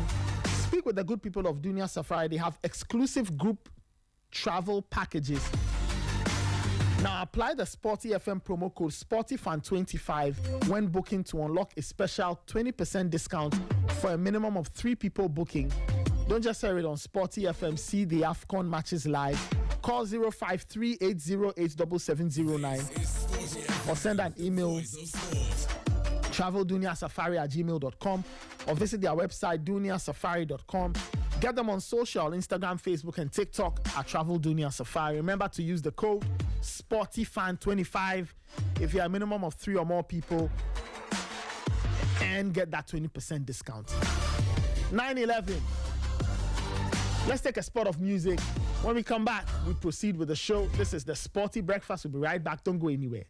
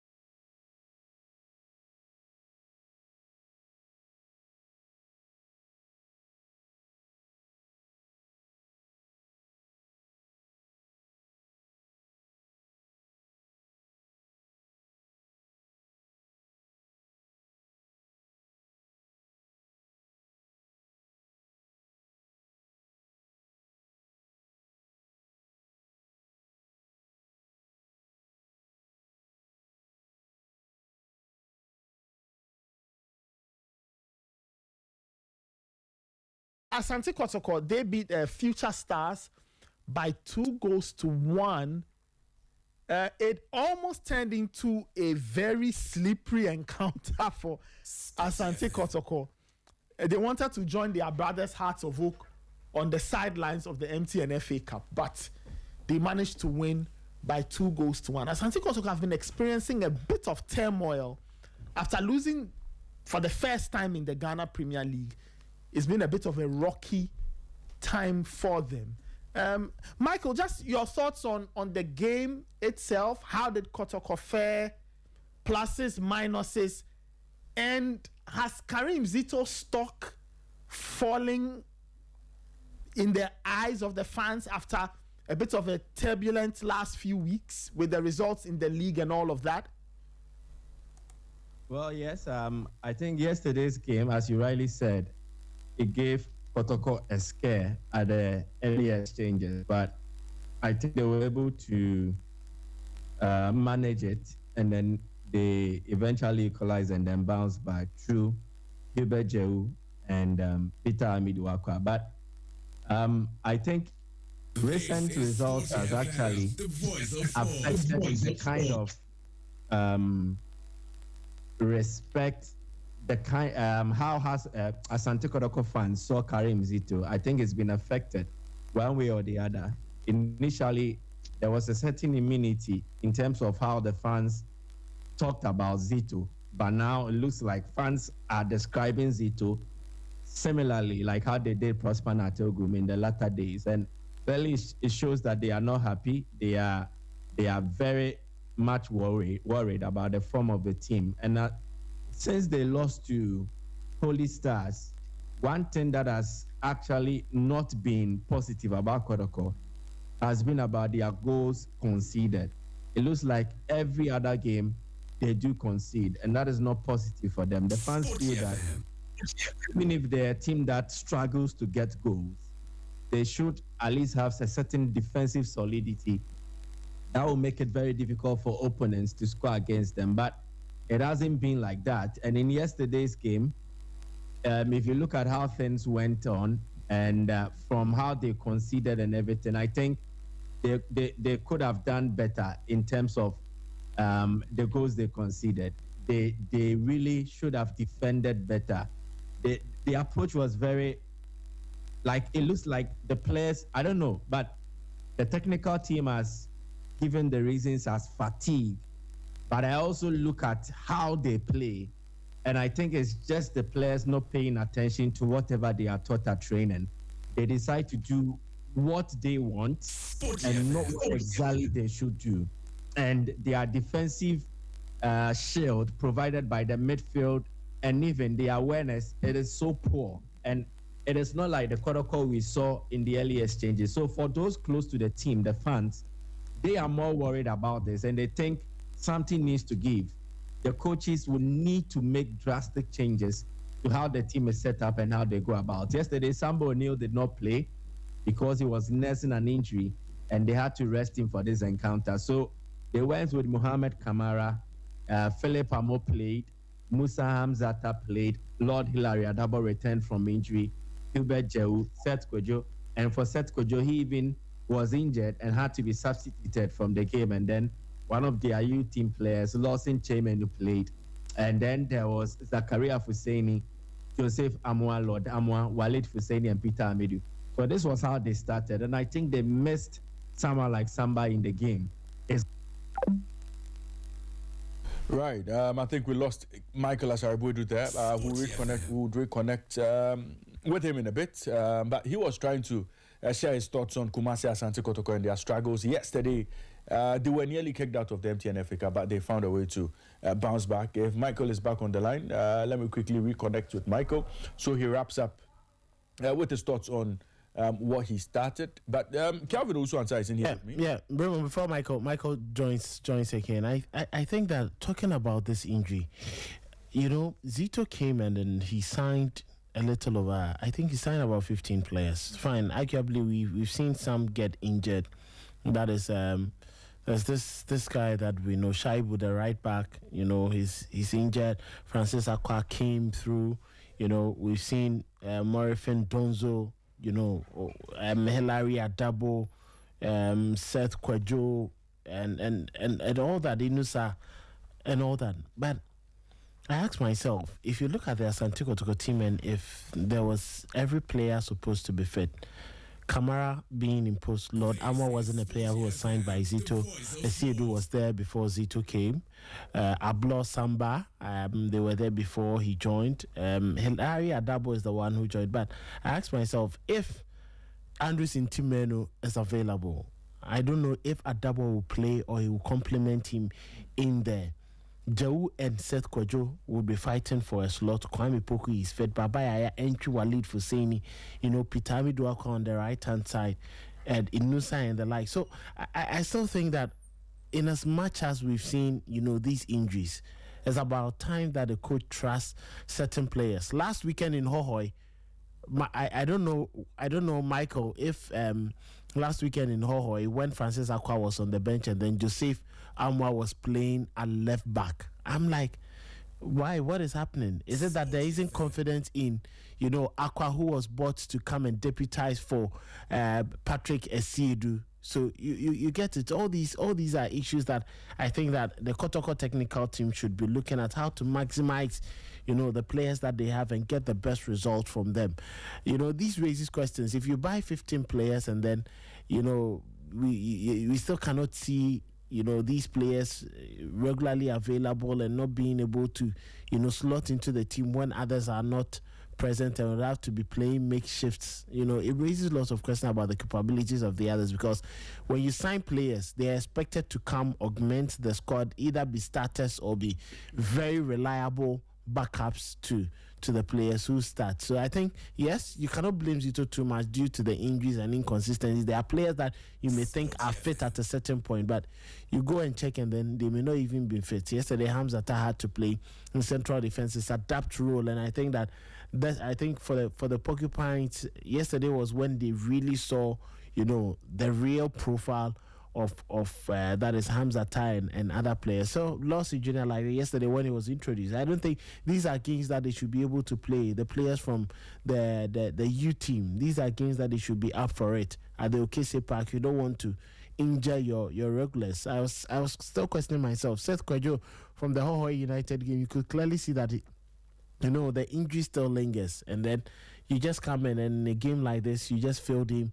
Now he's off again. How do you get him ready for the weekend, you know, Ghana Premier League clash on Sunday? All these are questions that I think that the technical team should be asking themselves and be providing answers for it. Zito should clearly look at it, which means going into the January transfer window, he says that he's supposed to augment the squad again. Yeah. So clearly tells me 15 players were bought last season, and now you're going to buy at the start of the season, and then you're going to buy 2 more. So where from all the 15, are they all injured?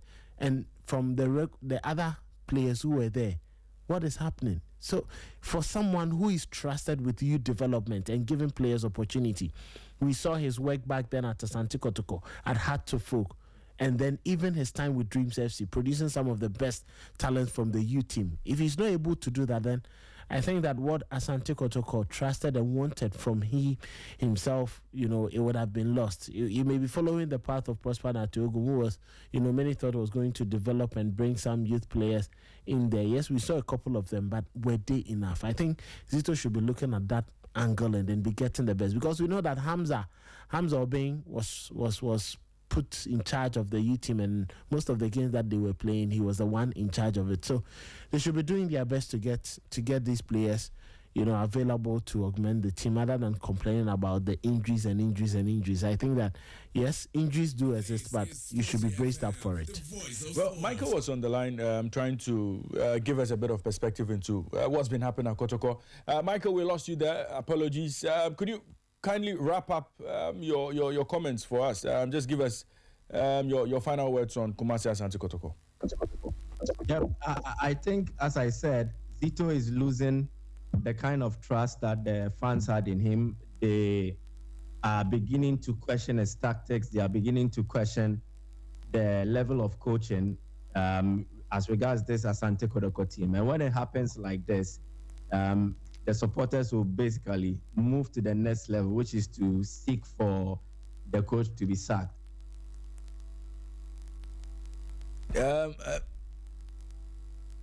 Michael, you're muted.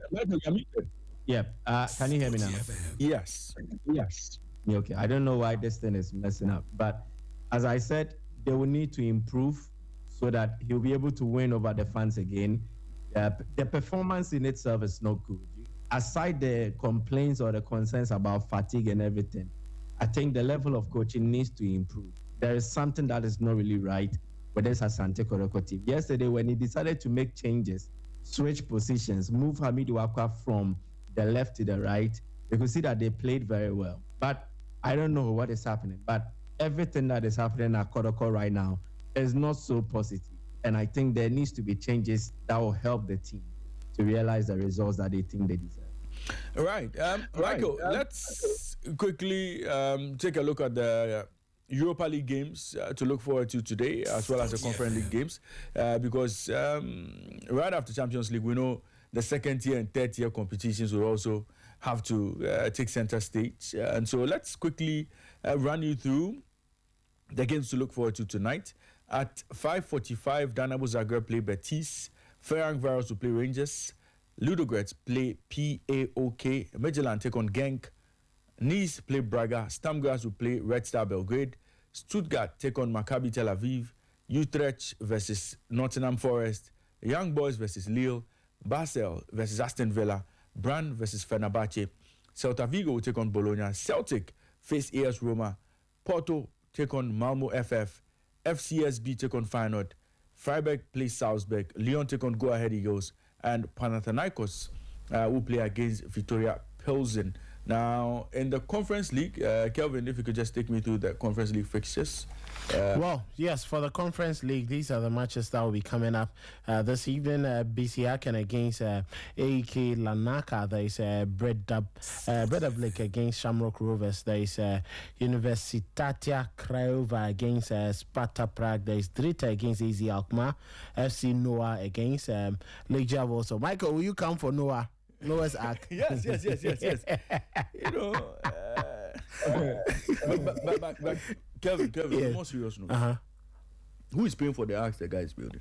I will go and pay. I will go and watch and pay. Because on a more serious note, the kind of wood the guy is using to do that, it's not cheap. It's not cheap. So who is funding that project? Michael, are you coming for it? So I think I've read from a screenshot where he says that he did not say this year. So he just said 25th December. But all the same, if we don't use it for religious purposes, it will be a hub for us to do entertainment events and all that. So no matter what happens, Elmina will be the go-to place just to see a Noah's Ark. And I think it's very good religious tourism. Definitely will draw a lot of people to the central region during the festive period. I think he's smart. I don't think he's seen any vision, blah, blah, blah. But I also think that it is one way to draw the numbers to where he's based and then maybe cash in on it. And I think it's a very good initiative. Kevin, let's continue. Very good initiative there. Fiorentina will be playing against Dynamo Kiev. There is Jagiellona Białystok against that is Rayo Vallecano. There is Skendija against Slovan Bratislava. Samspor against AK Athens. Aberdeen against Strasbourg. Against Shakhtar Donetsk, Kups against Lausanne. There's Lech Poznan against Mainz 05 and Lincoln Red Limbs against Sigma Olomouc. There's Rako Częstochowa against that is Rimski Mostar, and the Rapid Vienna against Omonia Nicosia. Rijeka against Celje, NK Celje, and then Shelbourne against Crystal Palace, where I'm sure a lot of attention will be to see how Crystal Palace will get that win, and also in the Europa League, where there is also going to be that interest from Nottingham Forest, Utrecht game, but the other games that would be very much interesting. Celtic with their new coach against AS Roma would also be one to look forward to. You know, he's taking over the team after the exit of Brendan Rodgers. He'll be looking forward to getting, a victory. Kasper Schmeichel and, that is Hatate as well as Maeda have all come to, throw their weight in support for the coach. But they have a very tight game. If you are playing against, a team that is handled by Gian Piero Gasperini with only one injury, Artem Dobiek, he virtually has almost every player, available to play. Matias Sole, Pellegrini, Manu Kone, all these guys are available, and then they'll bring that, power they have from the Serie A to this particular game. So we're waiting to see how things will pan out from that particular game, and then the games that we'll be focusing on this evening in the Conference League and then Europa League. Well, Michael, do you have any games of interest in the Conference League and Europa League? You could quickly talk about that before we wrap up. I think one, Porto, they will be going into their game against Malmo, seeking to win and then improve their chances of qualifying outright from the league phase and not necessarily having to be engaged in the playoff sort of. And I think AS Roma will also want to test Celtic and their new manager. I think they did wonderful under Martin O'Neill. The moment they decided to change him, they lost last weekend against Heart of Midlothians, and then against Roma, it will be a tougher test, and I think there will be pressure on the Celtic team. I think Roma can fancy their chances and do something positive. For the English sides, there is Aston Villa in this competition. There is Nottingham Forest, and I only wish that they will be able to get the results to help the cause in terms of the English sides and their performance in Europe this season. So yes, I'm looking out for the English sides to perform, and then for Porto and Roma to also get positive results in their respective games. Right. Looking forward to some good games in the Europa League tonight and Conference League as well. We'll be bringing you up to speed on everything that happens in both competitions later tomorrow on the show. Michael, let me say a big thank you to you for joining me on the show this morning. Hopefully, tomorrow morning, we'll be back again to run the rule over everything that happened in the Europa League and the Conference League. And of course, do a quick preview as to what to look forward to in the weekend's round of games. Thank you very much, Michael, and have a super day. Okay. All right. Thank you. And that was Michael Asaribuide joining us from Sporty FM 91.3 in Kumasi.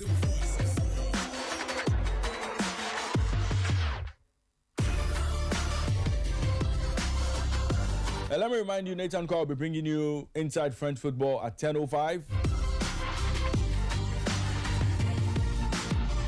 It's a show you wouldn't want to miss.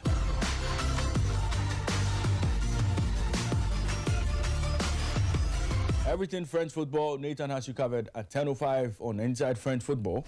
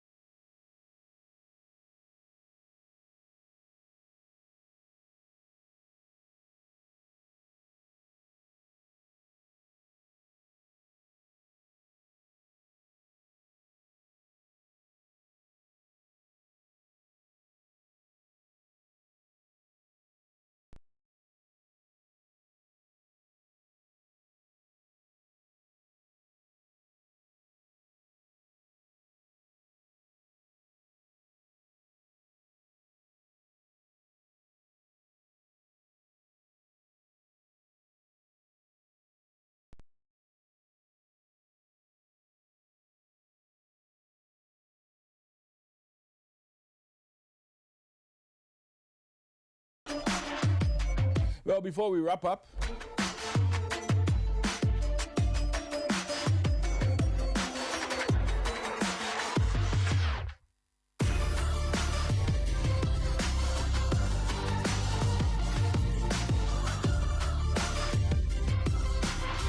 so we'll be talking esports in a bit.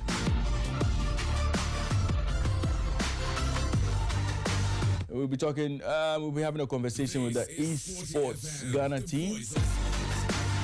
Esports Association Ghana, they will be joining us in studio as we get into a bit of what they have planned before the end of the year.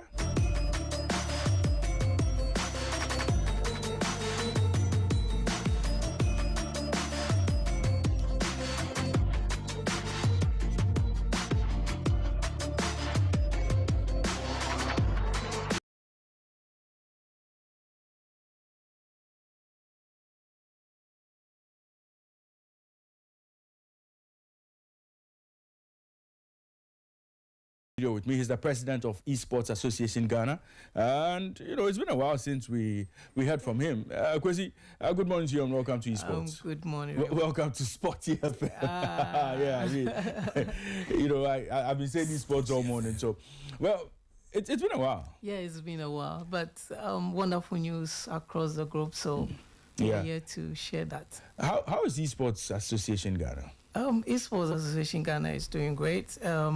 Basically, we are an association, so our members do a lot of the groundwork. Yeah. And so, past week, we've been in Kumasi. We're part of the Tech in Ghana. Then right after that, there was the Grid Lines powered by VGA Esports team. So Kumasi has had a kind of a 4-day esports activation there. So it's been wonderful. There are other members also doing great events. There's a the biggest esports event coming up, 25th and 26th at the UPSA. Wow. We'll talk about that. We'll get into that in a bit. But at the start of the year or middle part of the year, there was a bit of controversy with regards to Esports Ghana, Esports Federation. How far with that impasse? How far have you come with regard to resolving, the issues in there?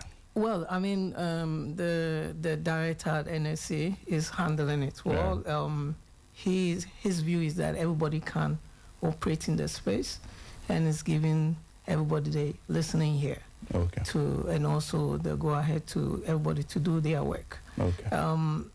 Notwithstanding that, we're still in talk with the NSA, who is basically the body to regulate the space. We are an association, and the other one is claiming to be a federation. So the talks is going on. The finality of the two bodies, whether merger or not, will still come from the NSA. So I think that will allow the NSA to work and bring a finality to. But at the end of the day, everybody is doing their work, and we are also doing our work. Right. Let's talk about the FIFA event that's slated for Saudi Arabia. And I'm just curious. This is just a curious one. I was expecting to see, Esports Ghana somewhere in there, but it doesn't look like there's Ghana in there. The FIFA E. Yeah, the FIFA E. All right. So yes, we nearly made it. Okay. We nearly made it. Association, we collaborated with the GFA, and because it's a FIFA event, definitely GFA is a bigger body that works, and we help with the qualifiers. And then also help with the training of the players. 3 titles actually. The console, eFootball on console, eFootball on mobile. This is Sporty FM, the voice of sports. Where we did very well was eFootball. Okay. But unfortunately, we couldn't qualify. Morocco took us out. Okay. If we look at it from Africa point, we were third in Africa. They only needed 2. I think Morocco and Egypt got to go. Okay. Ghana, Morocco took us out from that. So, there's a bigger one also coming. So that will work. Right. We wish you all the best as you seek to move esports higher and actually get to participate on the international level, in competitions as high as the FIFA E tournament. I wish you well. Yeah, I mean, well, we are here today to talk about the EAFCON. Yes. Ghana is not at the AFCON. Okay. But Ghana is at the EAFCON.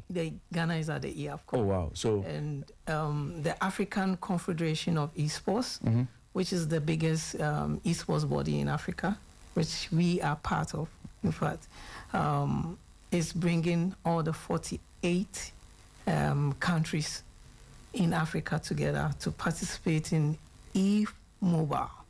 Okay. Yeah. So even though Ghana is not at the AFCON, with the E-AFCON, Ghana will be there.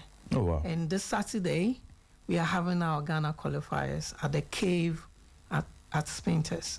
And we want everybody, if you can play video games on your mobile phone, this is your chance to show forth that you can represent Ghana at the top level. Sporty FM. So you can just go to our website and go and register.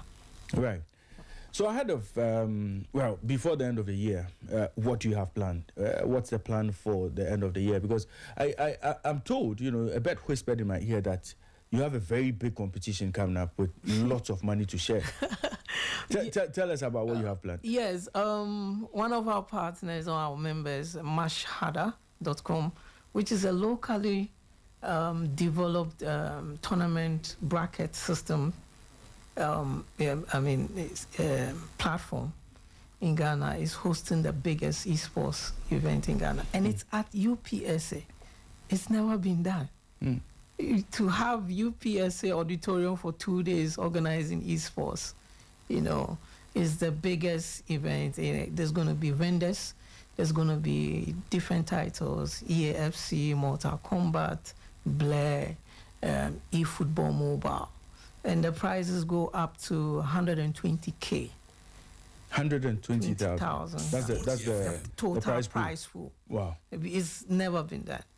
It's never been done. I mean, we've done up to 87K, but 120, no. This will be the first time we move into 120. How is the event going to be like? What kind of games are we going to play, and who qualifies to play in that competition? Everybody qualifies. In fact, the registration is open at the matchweek.com. Anybody can register to play. We have EAFC, Mortal Kombat, Call of Duty. We have eFootball. And then Blair. Blair is a car racing game. It's an OG car racing game. Okay. But it is in there as well. So right. If you are very good and you can drive, yes, come on 25th and 26th. The good thing is that it's not only about esports. 25th December. There's going to be anime, there's going to be cosplay, and there's going to be also different artists, influencers, young influencers, Gen Z influencers, all passing through. So it's an entire, we call it Playfest. It's a Mashada Playfest. It's an entire Playfest that every gamer everywhere in Ghana can come and enjoy. Take us through the registration process again. So the registration is you go to Mashada. Mash, yeah, just MASH, Harder, HARDER, and then .com. Okay. Yes. You go there, you can pick, all the games are there, you can pick whichever title you want to play. Yes. So since we are playing for money, is there a registration fee? Totally free. Okay. Totally free. Sponsors have taken care of. We know the entry level. Normally, when there is a prize on it, it's a bit difficult for some people from, let's say, less privileged background to participate. So we made it free for anybody, anywhere in Ghana to participate. When does registration end? It ends on 23rd. Okay. Yeah. So you have now to 23rd to do your registration. By 24th, in fact, the slots are getting full. Okay. And it gets full and people are calling and we release a bit. In fact, when the registration went live, it got full in 2 days. Oh, wow. But, the Mashada guys said that we need to open it up for more registrants to participate in. What are you seeking to achieve with this competition? One, youth empowerment. We also want to establish the fact that esports is a gainful employment opportunity for the youth. And 3 is to build digital literacy and digital skill sets for young people. Behind the plane are a set of different employment opportunities: live streaming, media, photography, social media marketing, branding, and it all comes together at this event. People can go into cosplay, merchandise production, and all these things are coming. So there are different vendors are also coming over, where young people can see this physically and say, I want to go into this, I want to do this and this, and you can get to talk to individuals who are in this industry doing stuff. So let's go over the event again. So it's the E-Festival, right? Yes, we have the qualifiers for the E-AFCON on Saturday at the Cave Lounge, and then we have the Mashada Play Fest on 25th and 26th at the UPSA Auditorium. Again, take us through the registration process for the E-AFCON. The E-AFCON, you just pick up a registration at www.ghanaesports.com. It is there. That's the first thing you see. You just click on register to play, and a form will come up, then you come. But when is the E-AFCON again, the date? The E-AFCON comes off the qualifiers this Saturday. This Saturday? Yeah, this Saturday. So it's not late to register? It's not too late to register? No, not too late to register. But the event itself in Morocco is 15th to 17th in Casablanca. So 15th to 17th December? No, January. January, yes. Yeah, okay. Yeah. Yeah, okay, right. Just out in the thick of the AFCON tournament, getting closer to the grand finals. Yes. Right, okay. So 2 events you've spoken about, the E-AFCON qualifies this Saturday, and then the Mashada Play Fest, slated for the UPSA. 25th and 26th. Yeah, so it will be happening at the UPSA Auditorium. Yes. From the 26th to the 26th. What time? No, 25th to 26th. Yeah, so it's okay. Yeah, so yeah, 25th. Each day. Yeah, 25th and 26th. Yes, I think the 25th it starts from 2 p.m. 2 p.m. And then the 26th is the final day, start from 10 a.m. From 10 a.m. Okay, right. So we'll be looking forward to joining you there, and we wish you well. I'm sure Ayamga, Flyboy, Nana Kwame. Yeah. I'm sure all of them will register. I'm sure all of them will register, and then, hopefully they can be able to tap into the huge prize pool. The pool again is how much is the prize pool? 120,000 Ghana cedis. Yes. Wow. Wow. Should be an interesting one. Your final words before we take the show home.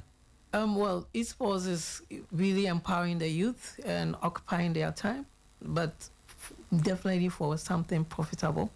And the young ones love to play video games. I think this is the right time to channel that into future of work for them.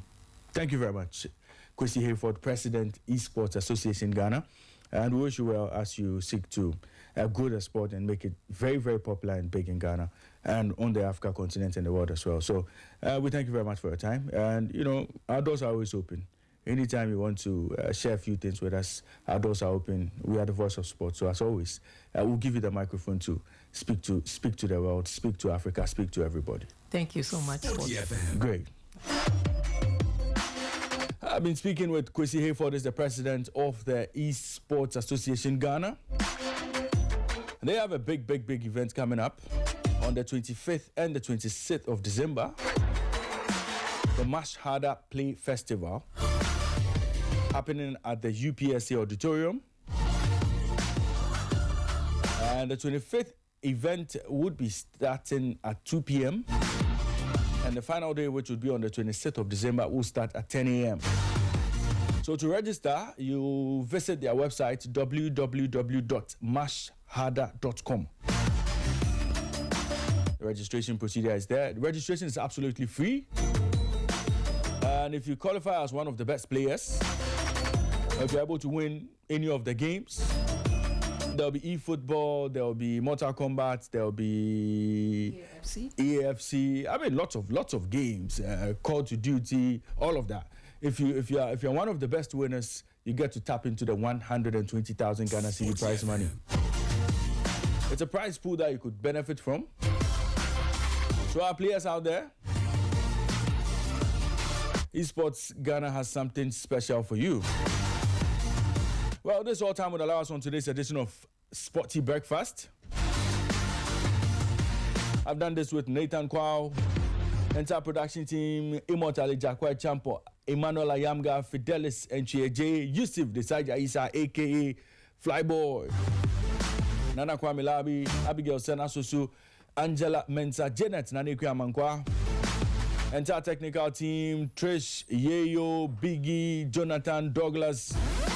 A big thank you to you all. And to our team lead, Gary Al Smith, a big thank you to you for making this happen. Sporty FM programming continues. At 10:05, we bring you Inside French Football with Nathan Kwao. At 12, we bring you the news. At 12:30, we bring you Sporty Plug with Nana Kwame Labi. At 4 p.m., we bring you Sporty Drive. At 7 p.m., we bring you European Nights.